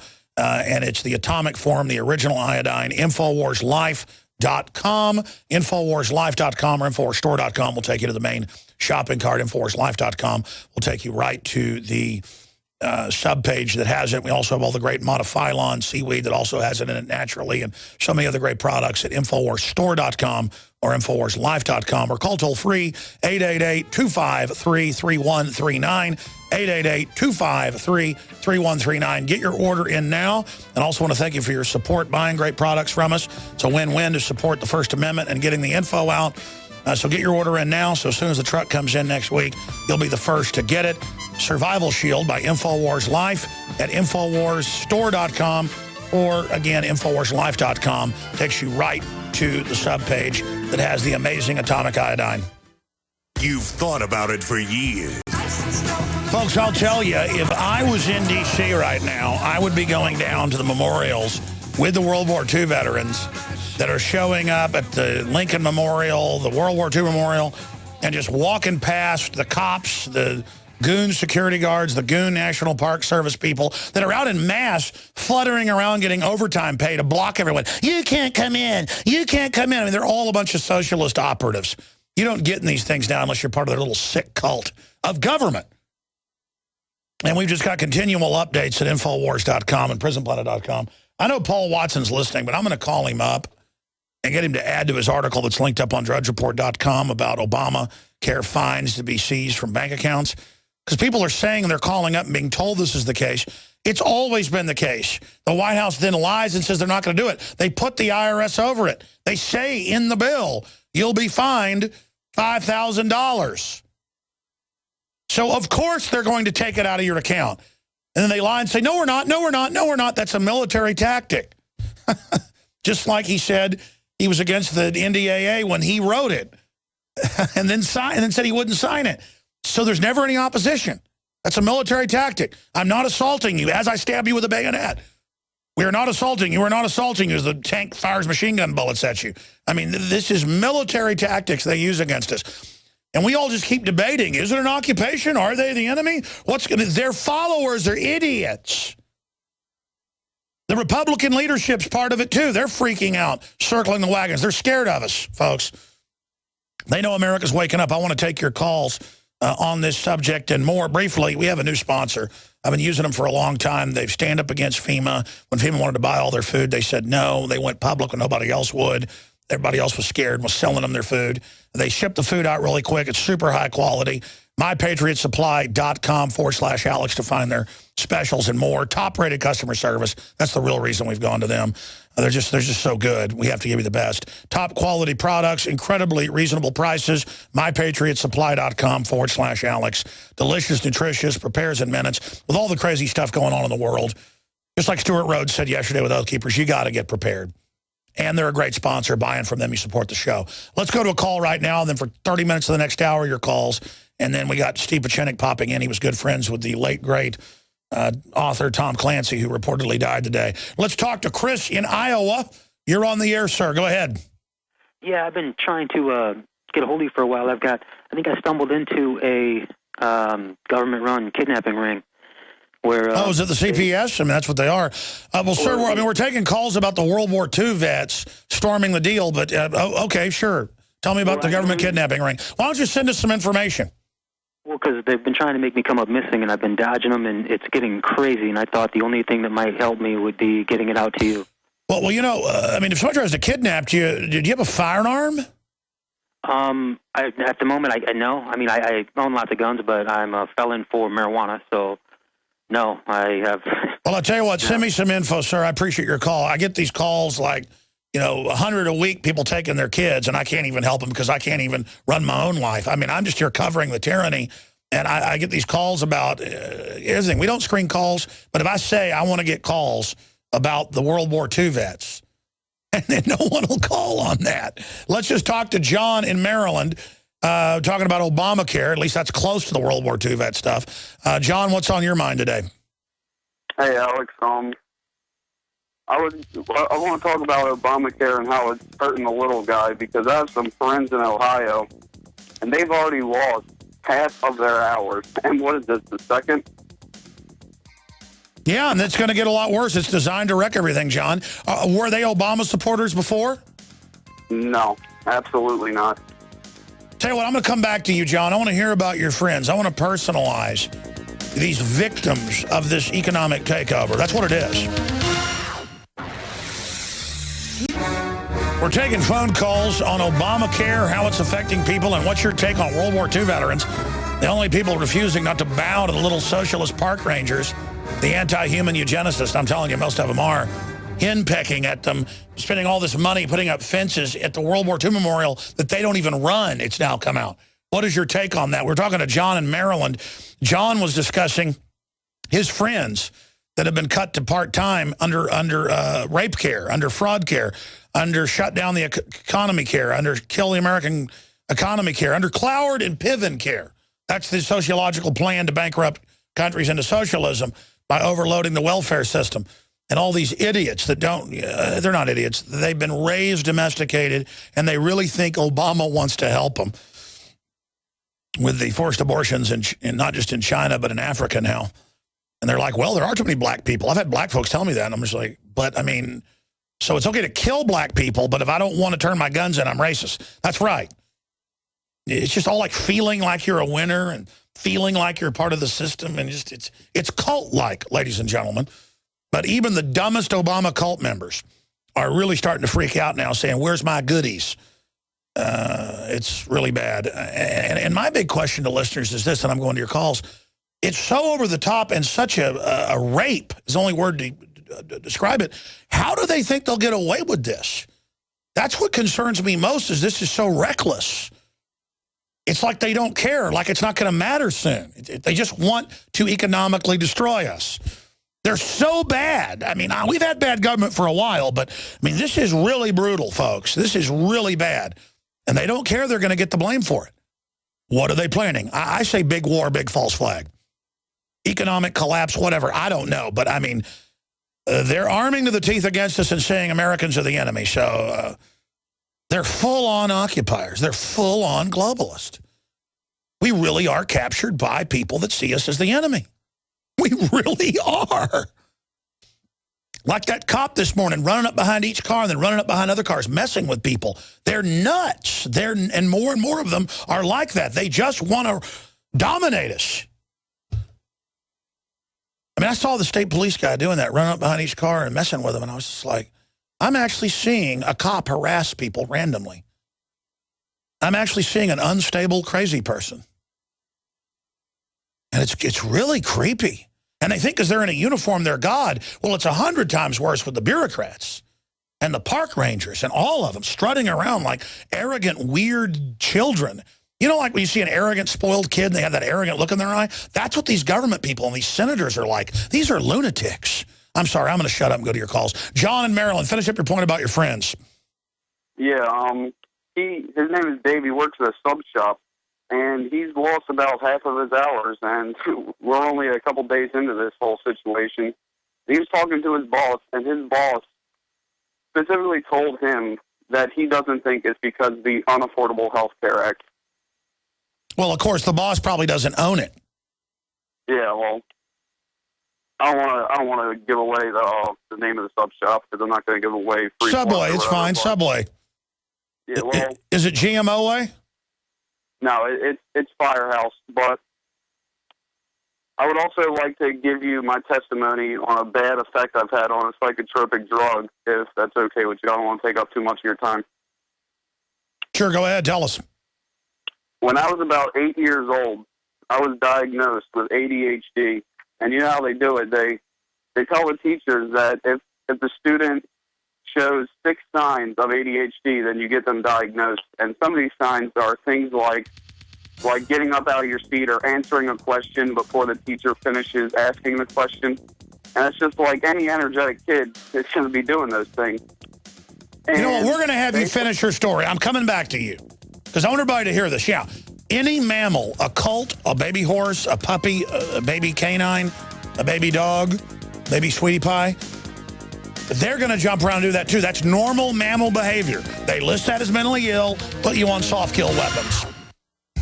Ladies and gentlemen, we are into hour number 3, and it warms my heart to see World War II veterans all over the District of Mordor, the District of Criminals, the District of Mount Doom, Mordor on the Potomac, to see them walking past the police, the security guards, and the socialist park police enforcers who treat everyone like absolute trash every time I run into them, just ignoring them. They're never even out there. They don't even run the World War II Memorial. It's now come out, but they're there blocking everyone and trying to make everyone's lives miserable because they are the parasites who want to make us feel like trash. And I'm not saying everybody that works for the federal government is bad, but it's a cult, folks, and you don't get into those areas now of henpecking enforcer unless you grovel to these people and go along with their system. So we're going to go to your phone calls. I know we've got Jeremy and RB and Mike and Debbie and Greg. I'll get to all of you in this segment and the next. Greg listening on KYAHAM there in Utah and others. We're going to get to everybody that is patiently holding right now. The toll-free number to join us is 800-259-9231. But before we go any further, I did a little piece last night in the 2-hour live InfoWars Nightly News. We did a 2-hour show last night with the crew, and they brought in a Gwar mask. That's the alien that fights Captain Kirk back in the 1960s famous episode with the ridiculous fight that's so fake that it's comedy genius. We had joked around because there's a volcano outside Austin, an old volcano that looks like the same landscape as that famous fight. And it's an extinct volcano, and I joked we could get a Captain Kirk outfit, and then I would fight Rob Dew, who's a bigger guy, like 6'4" or whatever, and we do a fake fight as me as a pot-bellied Captain Kirk. I never got around to it. I like to do some humor. It's fun. People say, why don't you be more serious? But other people love it. I got to have a little fun or I'd go crazy, folks. I'm a very serious person. I need the humor. I need to have fun with this stuff, or I couldn't do it. And so we're going to fight Gwar soon. I mean, we have the full Gwar outfit. And we're going to go out and do it. Now, continuing, you can see here, this is Gwar. They bring the mask in during a 2-minute break. I impromptu put it on because we were already going to have an interview with Obamacare, being John Bound, one of the news directors, wearing the cutout mask that is absolutely essential to wake people up. The October issue has 2 Halloween masks. One is Obamacare on the front. It's a big, thick cover. You just cut it out, put a rubber band in it, and it's missing the lower mandible so you can talk to people.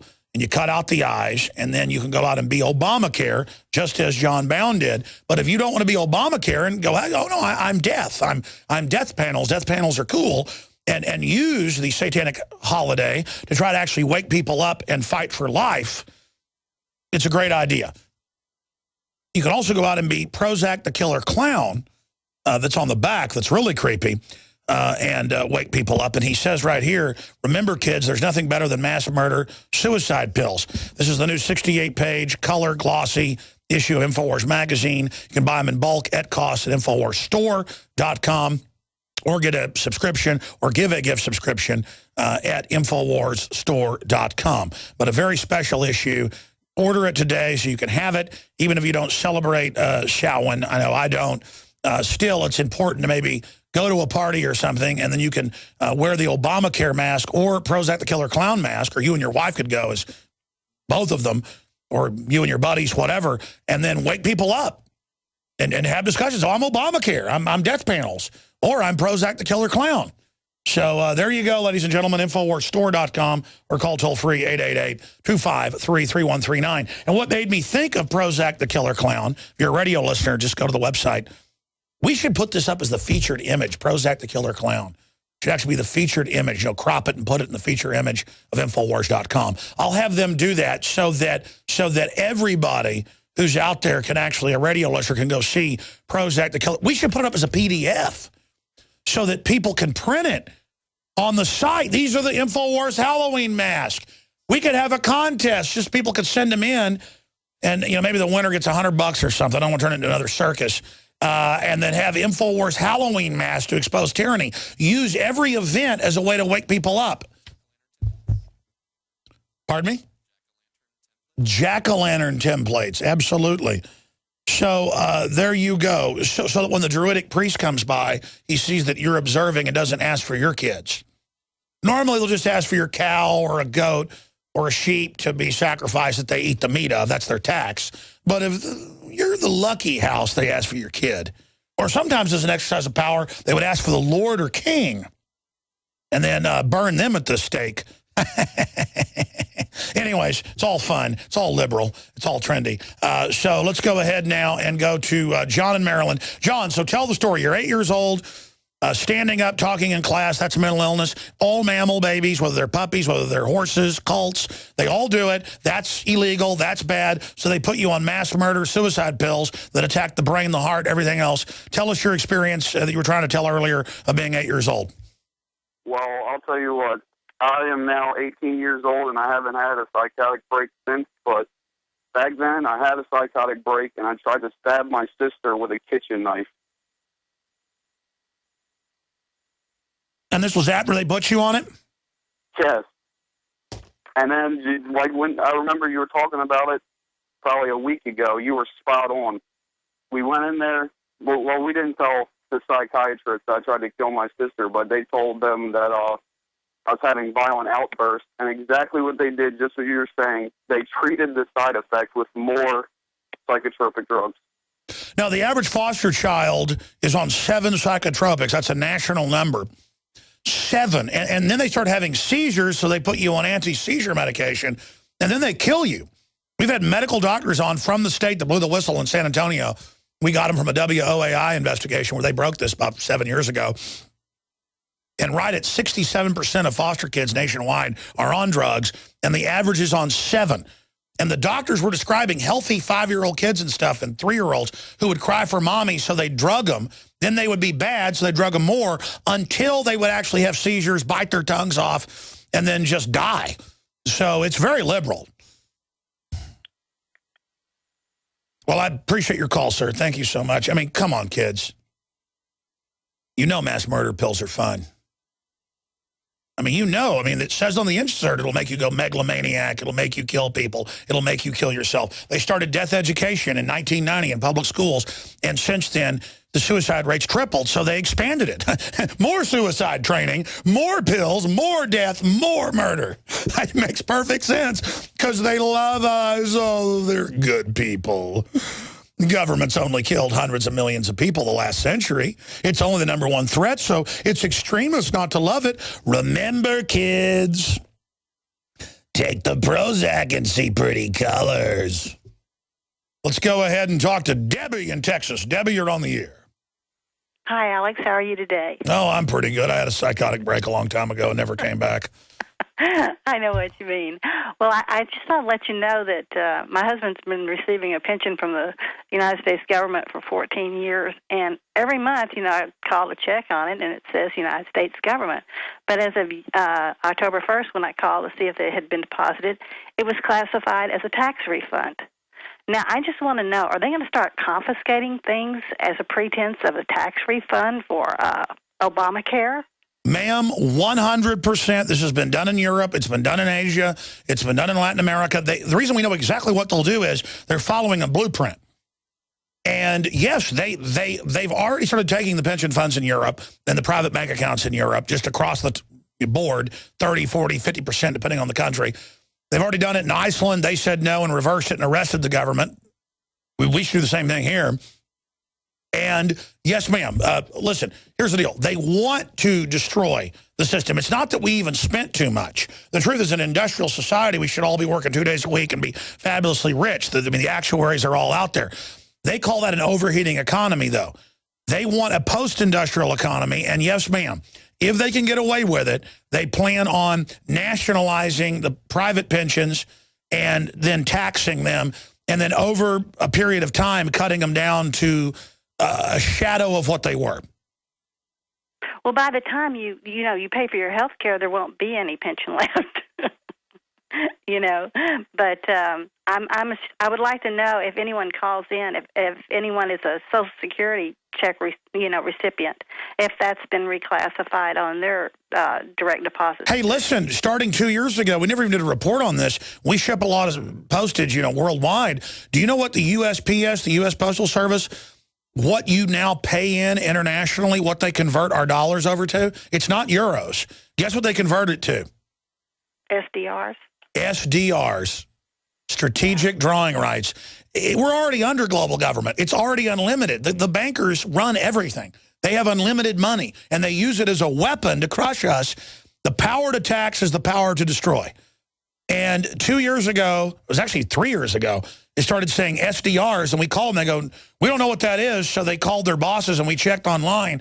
It's under SDRs. Yeah, there it is. U.S. Postal Service starts quoting SDRs to dollar conversion rates, and IMF endorses replacing dollars with SDRs. Yeah, there it is. Started in 2009. Yeah, 3 years ago. Or 4 years ago.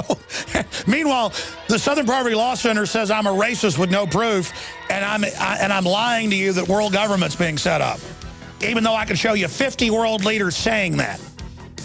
It's an enemy operation, folks. They just lie to you straight up while they amass paramilitary force against us. We'll be right back with more calls. Stay with us. We all know that Berkey water purification system. Let's go back to your phone calls, and then we're going to have Dr. Steve Pachinik pop in. He knew, co-wrote books with Tom Clancy, who reportedly died today at 66. I thought Tom Clancy was 66 when I was a kid. Anyways, the point is, he looked like he was 66 when he was 5 years old. I'm sad he's dead. It's just, I didn't know he was only 66. That's coming up. But right now, let's go back to your phone calls. Jeremy in Texas, you're on the air. Go ahead. Alex, hey, how's it going? I just want to say right now you have the people's respect. What you're doing is outstanding. I thank you personally for going out there, putting everything on the line. No need to thank me, brother. Your message.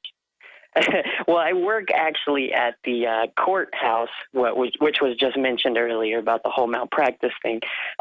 My biggest thing, though, is people here just don't want to believe it. They don't believe. So I put your show on from time to time and just watch their eyeballs pop right open. Now, my biggest thing is the question, why? Is this really down to some old bloodline really trying to keep the wealth within, and these people are just crazy? Or, I mean, is this really down to the fact of the petrodollar where nobody's accepting us because our country is flat broke? Well, oligarchs have always interbred with each other, and we call that royalty. And then they tend to become mentally ill, even more so from the interbreeding. That happens with any species, especially mammals. So they're already aggressive and psychopathic, have genetic traits that tend towards that. Then you interbreed elites throughout history. I don't care whether it's in Africa or Asia or Europe or anywhere. They become criminally insane. And they adopted in the 1850s Darwinism and social Darwinism and then eugenics, which is a system of dumbing us down, not trying to build better people. That's public eugenics. And that's bad enough. And Hitler was just an offshoot of them. And yes, they want to control the future. They don't want all these better energy systems and free energy systems that are being developed to be deployed. They do everything they can to try to create a dark age for us and a new technological Valhalla for themselves. An Asgard, a literal Mount Olympus. I mean, that's how they all describe it. I saw some comment on YouTube going, where is this that Google wants to be the mind of God? Where is this that Google says they're going to create a system so you can live forever? Where is, well, I don't know how stupid you are. I show the articles on air, but every time I mention something, I don't show it. If you can't find that using the NSA interface, then I can't help you. And of course, the NSA interface is Google. You get limited answers. It gets all the answers, tracking everybody. You type in, head of Google says they're going into healthcare, plan to let people live forever. It comes up. AP, Reuters, Wired Magazine. You type in, CIA director says your dishwasher is watching and listening to you. Wired Magazine, Associated Press. I mean, I'm kind of going off the deep end here with one of my pet peeves. If you could, would you like to live forever? Google thinks you might. That's out of, what is that? The Wall Street Journal. That's out of the Entrepreneur. But there you go, ladies and gentlemen. And I just see this ignorance. People still think I'm making it up that they're crossing plants and animals and insects and then putting it in corn crops. They go, oh, you can't do that, you liar. And it's so frustrating to try to convince people who are like living in 1975 of what's going on when it's all admitted. But here's the deal. The elite themselves are smart, but they're not going to be able to manage all this. You know, some of the good news is they're trying to kick Bill Gates off the board of Microsoft right now. That's a good idea. Bill Gates is a demon, but that's a side issue. Did you want to say anything else, sir? No, I just, what just puzzles me is that how this can't go into a positive direction. We can make a difference with this. If we do and you continue to spread the message, we awaken people, we grab their interest somehow, put this message into something that gathers their attention like they are doing in the negative ways, we can make this into something positive, but... I agree. We have to fight InfoWars and promote the culture of liberty as the answer, as the solution to the 1984 culture of tyranny. And we have to promote a pro-human, positive, uplifting message versus their humans are ugly, we're bad, we're done for message. And point out that these are people that want to sabotage human potential because it threatens their monopoly. They are the enemy. We're going to have space colonies. We're going to have life extension. God's going to give it all to us. They've paid the churches off to say it's the end of the world, so we all think the ball game's over. It's not over. God has incredible things in store for us. Everybody in Nazi Germany thought it was the end of the world. People, when Titus sacked Jerusalem, they thought it was the end of the world in 70 AD. It's not. It's only the end of the world if we let the globalists do it. We're on the mark. That's right, folks. We have TSA. Went down around my ankles. We have TSA agents running around saying that they're God and they have power, raping women, child molesters. They're hiring defrock priests to head it up. They're caught robbing people coast to coast. You've got all these criminals joining government to abuse people. We've seen this before. It's the cancer of authoritarianism, the cancer of tyranny, where the power structure wants to get more and more bad people in place so it can do incredibly corrupt things. But the spirit of liberty is reigniting. He hadn't been on in a while. I want to get him on for a full hour next week to talk about geopolitical issues. StevePachinik.com is the website. He's a medical doctor, PhD, was also an officer in the Navy.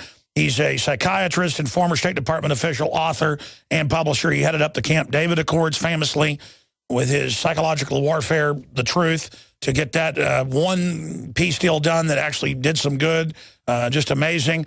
And he's also a critically acclaimed author in psychopolitical thrillers and the co-creator of the best-selling Tom Clancy Op Center and Net Force and more. And he's also produced big movies as well. I'm going to people know who he is, but I don't tend to ever tell you who he is when we go to him. He's trained in psychiatry at Harvard University and international relations at MIT. And his novels are based on over 20 years experiencing and resolving international crises and hostage situations for the Department of State for 4 administrations. And Clancy has said on record that part of the composite of the Jack Ryan character is Steve Pieczenik, stevepieczenik.com. He's only with us for about 10 minutes. We'll get him on next week for a full hour if he can do it, talk about everything that's happening in the world. But Tom Clancy reportedly died today. They still haven't said why he died. The author of The Sum of All Fears, The Hunt for Red October, Patriot Games, Rainbow Six, Ghost Recon, Splinter Cell, a franchise worth billions. And Steve Pieczenik knew him for a long time and was his friend. Steve, the passing of a great author. Yes, it is. He was a great author, a great friend, and a great American. He loved America, and he is really the personification of the American who tries to aspire to be something more than he is. Most people don't realize that when we first met about 20, 30 years ago, he had written a phenomenal novel that became a bestseller, but at the time it hadn't been. It was called The Hunt for Red October, and what people didn't realize at the time is that he had been an insurance salesman on Chesapeake Bay, and when I read it and I was introduced to him, I had mistaken with all my experience in the Soviet Union in the military. I had thought whoever wrote The Hunt for Red October was this brilliant Soviet expert who'd been a submarine commander. And then when I met him, and he and I sat down and we had lunch, our first lunch for over 20, 30 years, he told me he was an insurance salesman, and he really acquired information but just asking his clients. And I was just stunned. And we developed a strong friendship. And then we developed, he and I developed the books that then became famous, Tom Clancy's Ops Center, Net Force, and he was part of the TV shows as well. He was an incredibly humble man, very funny. I mean, one of the things that people don't realize, and I'm proud to say on the Alex Jones Show, he was a real patriot. He cared a lot for America. He would have served if he could have, but unfortunately he had a very bad eyesight. And but he knew more about military strategy and tactics than any two generals that I knew of. And he was a very humble man. If you told him about, how great a writer you were or whatever it was, he would put it down. He'd say, that's enough talk. And, I would watch, and he and I would work for hours together, and people would say, God, it's so easy to write. And he would tell you, no, it's very hard work. He had no pretense about himself as a great writer. He said, look, I know America. I know my readers. And I write for my readers. And in one case, I remember very well, we were out in Hollywood, and I was having a very hard time putting the show together. And he and I worked together on the TV scripts. We actually wrote one of the first scripts on the Internet, on the computer. I think it was Apple at the time, and 20, 30 years ago. And he wrote a brilliant script with me. And then when we went out, and I don't want to mention the man's name, and he pitched a story that Tom had come up with about the White House and stories that occurred in the White House. And this individual who's still there in Hollywood and is a senior executive said to Tom, no, that's not a good idea. I think that's really quite terrible. And Tom said, no, listen, the stories about the White House I think will be great stories, and what goes on internally and the suit, I just call him the suit, although he's a senior executive still there. Tom said, look, I may not be the greatest American author in the world, but I certainly know the American audience better than anyone, and I predict that stories about the White House internally on a TV show will do extremely well. Well, needless to say, we would turn down, and I turned to Tom afterwards and I said, welcome to Hollywood. This is the problem we have. Of course, a year later, West Wing became the predominant show. I'm not saying it came out of our pilot, but it was very close to it. And Tom had an uncanny sense of what the American audience needed and wanted, and I give him full credit for understanding where our strategy and tactics and our military was going. He was a great friend of the military. He donated a lot of time and effort to our military, and also a great friend to those in need. So he will be sadly missed, and I certainly will miss him as a friend and as a collaborator. And we developed about 20, 30 books together, and it was fun. It was fun, and it was tough. Nothing came easily, but I think his story should be an inspiration for all Americans. Whoever you are, wherever you are, an insurance salesman who's working as an insurance salesman and writes on the side and is not necessarily encouraged to write, becomes one of the world's most famous writers. And I think that's the inspiration that you really get from Tom Clancy. And I never forgot it because he was always an inspiration to me. He was an inspiration to young authors and other authors. Unlike many writers, he was very happy for us to meet other writers, Fred Forsyth and many, many other writers. And he was very generous with his time. What he could not tolerate was the pretense of a literary world or a world that had ideological pretense to it. I'm not saying necessarily liberals or the left wing, but if a reporter would say to him, you know, you're releasing secrets to terrorists, he would sarcastically respond, I don't remember Osama bin Laden writing me any letters or Al-Qaeda reading my books. And much of his success was really due in large part to a woman who was the publisher at Berkeley Putnam named Phyllis Grant, who really should receive a lot of the credit for having taken the initiative to publish him and really take him to the forefront of literature. And this is the case where a publishing company really did work in close ties with Tom, myself, Berkeley Putnam, and then eventually some of the books remained with Berkeley Putnam and some of them went with me to St. Martin's, where a new book will come out called Out of the Ashes. And for years, Tom and I would talk about what happened to the Christians in the Middle East, because he and I were concerned. I mean, many people talk about Jews in the Middle East and the problems, but Tom and I for years had been talking about the real issue is the Coptic Christians, the Christians who are being slaughtered in the crossfire between Sunnis and Shiites.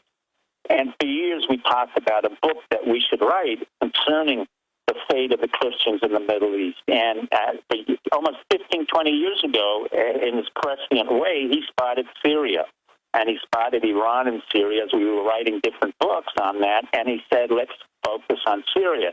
And I took that idea with him, and I took it to St. Martin's Press, and a book is coming out called Out of the Ashes, which has to do now, ironically and presciently, after 15, 20 years, about the slaughter of Christians in the Middle East, in Syria, along with the Druze, the Shiites, the Sunnis, and others, and the support they received from Russia and Iran versus Saudi Arabia and the other Sunnis. So our ability to really go over conversations is almost like a strategic planning analysis. If you were to hear what we talked about, just two guys informally sitting in shorts and T-shirts, he was smoking and I didn't smoke, and sometimes I'd say to him, Tom, could you just, blow it outside? And sometimes I'd have to hide the cigarettes for him, and then he would kind of force me and attempt me to find out where I hid the cigarettes, but in the long run, I gave them up. But he was a great friend. I will miss him. I think America will miss an American hero and patriot, and really one of the great writers of American literature for the 20th century. So I feel honored and very pleased that you bring me on your show to say this, because I think he would have been very honored to be celebrated on your show, Alex. He was a great admirer of your show. He always listened to it. He and I would talk about it, and he would always be amazed by some of the things that you did and what you had said about 9/11 and you and I. And he never contradicted people. And when he did, he was very forceful. He had his own ideas. But contrary to what most people thought, he was not a ideologue in the strongest sense of the word. He would always listen to somebody's comment. He would always listen to the argument, and he would learn. There were many times we had different perspectives, and I would change my perspective. He would change his perspective, and it was always a really fascinating relationship. I almost felt as if I had been tutored and worked with a Jesuit. He was the finest of Jesuit training in the best sense of the word, and Baltimore should be honored to have him as their favorite son. But also, I think the Jesuit training really came out in his literature, his analytical ways, his perspective, his detail and understanding. By the way, Doctor, I don't want to interrupt you, but you just dropped a bombshell. I mean, I think once you'd mentioned that Tom was aware of my work years ago, and I've been interviewing you now for about 12 years, or right at 12 years. But I'm blown away. Tom Clancy was a regular listener? Well, he listened to your work, yes. He listened to what you had to say. He didn't comment on it, but he listened to what you had to say. He was very interested in almost all perspectives on the ideological spectrum, from the extreme right or left, but he didn't categorize you. He would listen. He would listen to what I would have to say, but your shows and perspectives. And he wouldn't say very much. He'd discuss some things. We would talk a little bit about it, and then we would go on. But honestly, he was not an opinion. He was opinionated at certain points, but overall, he had a very broad perspective over many issues, and he was willing to listen. Was he suspicious? Was he suspicious of 9/11? Yes. He kind of answered it in a way. You have to remember one thing. Tom's brilliant book was written where he literally described in 1996, and he and I talked about it, the attack of a plane into the Capitol building. So when Condoleezza Rice responded in front of the 9/11 Commission that nobody had ever thought of this concept that a plane could have been attacking any one of our buildings, Tom and I talked about it. And what are you talking about? You know, this Tom Clancy had written about this almost 10 years beforehand, and it was well known. And often when I had to do the Off-Center series with one of my writers, Jeff Roman, we would have to clear it with, at that time, if, you know, we had a perspective or scenario, and Tom knew this, that could have been a potential terrorist threat, like a bomb in a tunnel, we would often clear it with some national security individuals to say, look, we're going to write about this. We don't want it to happen. But, you know, that's what we're talking about. So he was very much aware of the present threats and the clear and present dangers. He was very, I think, Sure. Well, I mean, plus I did see the media after 9/11 try to claim that that book you guys came up with and the plane flying into the Capitol, that you may have given al-Qaeda the idea. That's ridiculous. They had Navy drills. We didn't give them the idea. No, it was the other way around. Exactly. I was about to the fact that the administration was lying. Well, I was about to say, it came out there were Navy drills of the Capitol being attacked by a jumbo jet in 1977. They had drills in the 90s, and that's probably, I'm guessing, where Tom and you picked that up, right, was the drills? Well, honestly, no. He came up with the initial idea, and I said, you know, I think it's a brilliant idea. You know, I don't think the probability of that happening, from my perspective, in reality, was not great at the time. This was when we were writing. He was discussing the book. My point is, you didn't give al-Qaeda, you didn't give the al-Qaeda the idea. Plus, we know the official story is a fraud. And let me stop you there. So since you're coming on for a full hour next week, I wanted to get you on for a full hour, but you can't do it today because of time. Let me bring this up to you, Dr. Steve Pachinik, former head of State Department Psychological Warfare Operations. Let me bring this up. I'm sure you know, Cy Hirsch came out last week. Drudge Report carried it in The Guardian. InfoWars has the story. Seymour Hersh, Bin Laden raid, one big lie. He says it's 100% false from his sources. I don't want to go into details, but we're in contact with Cy Hirsch. Well, let me just tell you. I have a great respect for Cy Hirsch. First of all, I knew of Cy Hirsch for over 20, 30 years. Secondly, Cy Hirsch's sources are impeccable. I can tell you that from all the way back in the Reagan and Nixon administration. Thirdly, Cy Hirsch's wife is a psychiatrist who was trained by one of my friends. So you know, not because he and I agree, I'm just a great admirer of Cy Hirsch, and I know his sources are impeccable. I know he's a critical thinker, and he's nobody's fool. So you know, I've said this a long time ago. There was no raid. There was false flags, and we have an administration where the president is constantly doing this. And that's why I want the American public, and thanks to you, Alex, for bringing this up repeatedly. You know, I can go into detail about the Navy Yard and why it's a false flag, but, you know, you can't have a psychotic who's paranoid and listening to waves and having delusions, having a security clearance, and at the same time... I was about to say, the fact that the police came all these times and didn't pick him up, and then they let him in.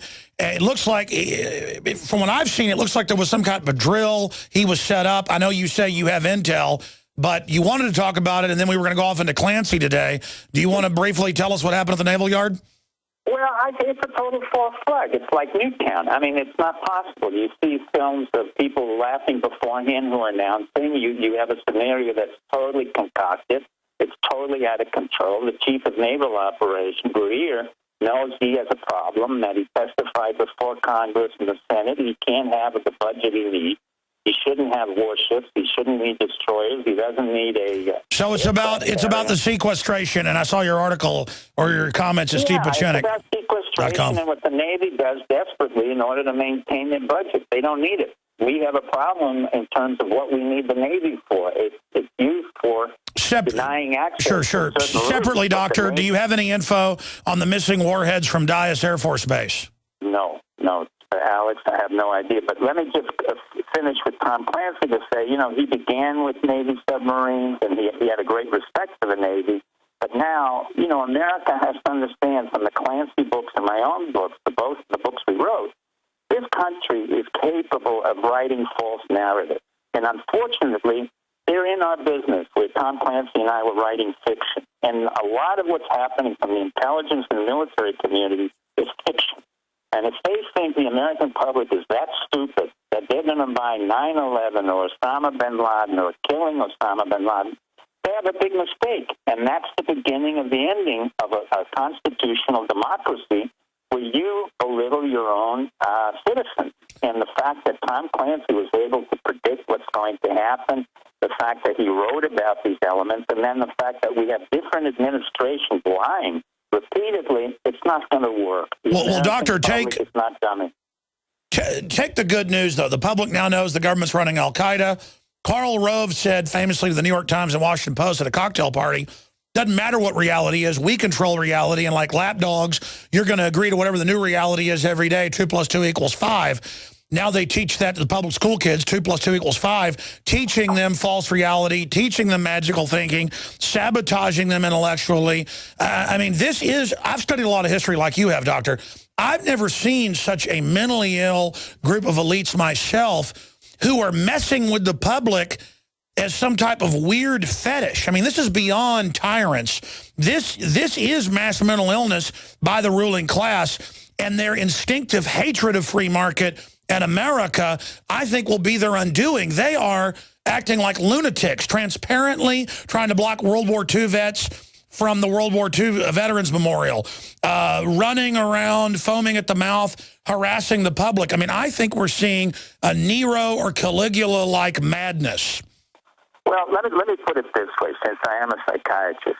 We have a saying, I may be crazy, but I'm not stupid. Right now, what you're not seeing is a lunacy or irrationality. You're seeing a very calculated program of trying to control the American public to access the programs or the storylines that the government wants them to listen to. In other words, 9/11, so that they could go to war in Iraq. That didn't work.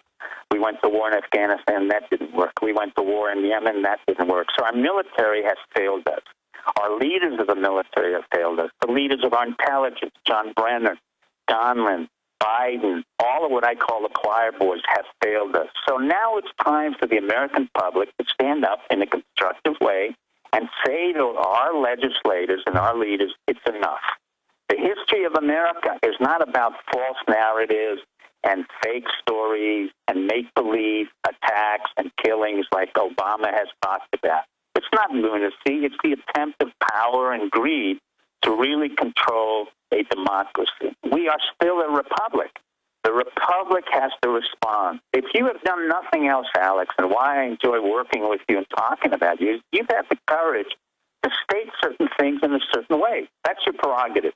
And you did it 15, 20 years ago. When I went on the show and I said, Osama bin Laden has morphed and he's dead, but I could predict on the Alex Jones show that 10 years from 9/11, they're going to pull out Osama bin Laden, whoever the president's going to be, and make believe they killed him, and they fell into that intelligence trap.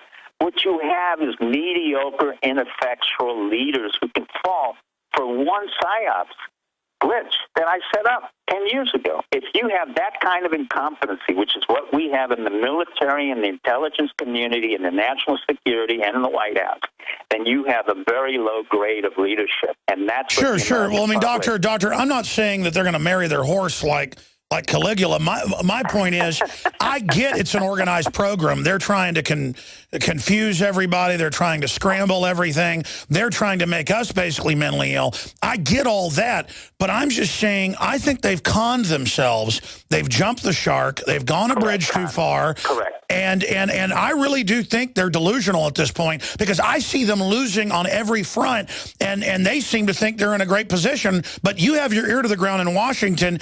Do they understand, or am I wrong in saying that? No, you're not wrong. I think the way to best say what you're saying is not that they are delusional, but it's basically the seeds of their own self-destruction were planted 30 to 40 years ago, right after Clinton came in. He assisted in the 9/11. 9/11 happened, then you had 2 terms with Bush Jr. and then 2 terms with Obama. The seeds of self-destruction in the national security and the domestic affairs in the legislature and in the process of electing presidency will come out now. And I think the American public is beginning to more and more clarify their interests. The vets who said in World War II, God bless them, have said that's enough. We're not going to have a barrier. It was really the metaphor for the American public. No more barriers by the TSA, no more barriers by ICE, no more barriers by any other authoritarian institution that really doesn't have a value added to our national security. If you think the war on terror is a real war, then you're in another planet. That war was created so that our military could have some reason to go into, to utilize weapons that we don't even use anymore, and to utilize surveillance systems that really aren't all that effective in protecting our national security. What our national security institutions have not realized, they never studied American history. They did not understand how men who fought guerrilla warfare, like George Washington, his technique was totally asymmetric warfare. And they talk about asymmetric warfare as if they created it in the 21st century. No, that's not correct. Already George Washington was studying it under the French, the Indians, the British. He was a British officer. And we had a give and take throughout our entire history. But if they do not learn from American history, the give and take of power, they will suffer from what you said, their own self-destruction. I was about to say, they're using what I see as more of a high-tech Soviet model to shut down the economy and make us dependent. It's not going to work with 400 million guns, and we know that the globalists and these combines are raping us. It's just not going to work, because they already had control, but now they're going to try to push it so far to fully break us that they're going to make it basically snap back. Well, let me give you an example, Alex. We didn't intend to do this, but I so respect you and the audience. But I'll give you an example why it's not going to work. For example, the flooding by the Federal Reserve of our banking system and our financial system by money created what I call, and it's called zombie banks. What are zombie banks? We have J.P. Morgan Chase. We have Citibank. We have Bank of America, totally filled with what we call toxic assets. In other words, these guys, despite their corruption, despite their ineptness, not only took money because they made very bad loans, they couldn't make the proper risk assessments, but then they were funded. So what we have are paralyzed financial institutions who are so corrupt that they basically can't help themselves, like J.P. Morgan, Goldman Sachs, all of whom are being now indicted by federal prosecutors. So even though we funded them, they became zombie banks or zombie financial institutions like AIG, when Ben Moshe said that we have to be grateful for them. No, they lost $18 billion or $180 billion. We funded them. They were running secondary repos and derivatives, and basically what we're saying, the American public has had enough, and quite frankly, there are lawyers and civil servants within the system who are coming back and saying, you know what? J.P. Morgan, you've been indicted 8 times already. You've been indicted for water manipulation, Enron manipulation, aluminum manipulation, the credit taxes for EPA. Now you're going to go to jail, hopefully. Doc, we're out of time. Thank you for coming on to talk about Tom Clancy. May he rest in peace. We'll get you back on next week, Doc. Overdrive coming up. Infowars.com. Nightly News tonight, 7 o'clock. Prisonplanet.tv. Be sure and be there, folks. Special live report tonight. GCNlive.com today. Well, we had Dr. Steve Pachenik on. That's always interesting. He'd mentioned that Tom Clancy knew of the show years ago. I didn't know he was a listener. I said, we should have tried to get Tom Clancy on the show. Can't do that now unless we get him from up there make a cell phone call from the pearly gates. I tell you, there's so much going on, so much I want to cover, so much I want to get through today that I didn't get through. Got the nightly news coming up tonight at 7 o'clock. I wanted to do a little bit of overdrive so that I could take your phone calls We're going to continue to track what's happening with the World War II vets that are refusing to not be allowed into the World War II Memorial and the Lincoln Memorial and others. We're going to be looking at that in some detail as well. Bottom line, it's time to get prepared. It's time to get ready. It's time for everybody out there to get your beans, your Bibles, your bullets in place. That is so incredibly essential that that get done. Let's go ahead and take some phone calls here. Let's talk to RB in Texas. You're on the air, RB. Hey, boss, you get that package I sent you? I get a lot of packages. What was in it? The solution. A sword to overcome hypocrisy. Oh, I did. The thing with all the watercolors of stuff? Oh, I don't remember that. It said it was from the ambassador of... I know. I saw it. I saw it, yes. I appreciate your call, sir. And if you go to Infowars.com, I'm going to post Alex Jones reveals Obamacare's secret origins. And in that is the message that will save us. I'm not trying to be sarcastic and mean to that guy, but, man, they sent us this folder that's like the space aliens are going to save us and all this New Age stuff. And I just don't buy into it. I mean, not those space aliens. These space aliens on screen, if you're a TV viewer, they're going to save us. I'm being sarcastic, of course, and I shouldn't be mean. I apologize to the caller. That must be some good PCP, though. Let's talk to Mike in New York. Mike, you're on the air. Go ahead. Hey, how you doing, Alex? I'm doing all right, man. Apparently, yes, he was on some PCP or bath salts, whatever. I think I was on some last night. I'm joking. I've never done that stuff. Anyways, go ahead. Absolutely. Yeah, I have a friend on Facebook who posted, and I quote, bring our troops home and send them bleep that shut down the government to the front lines overseas and make them earn their money. And anytime I went to go hit like on my smartphone, it just reset. So I went to my laptop and did the same and hit like, reset. So I texted him, and he texted me back and said, yeah, my computer is completely frozen. And he didn't understand why. And he said, I told him, I said, you know, it's probably because Facebook and the government don't appreciate that. And he said that, oh, thank God I'm a Democrat. And I said, I don't trust either side. And you know, he just, he doesn't get it. What a way to end the show. So you think they were spying on you. I appreciate your call. I didn't have time to get to Greg and Alan and Matt. I've got to end it there because I got to go work on Obama Deception 2, which is behind schedule. It's a really good film, but I got so much other stuff going on that I've got to live here if I'm going to get this done and get it out by December 1st. It's very important to get this out.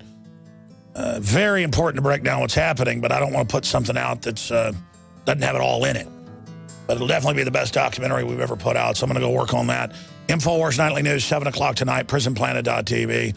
We just got a call from the Gwark space system earlier. So that's it for this transmission. New York Times, I'm joking. I don't believe in space aliens. Well, actually, Joe Biden might be one. Joe Biden...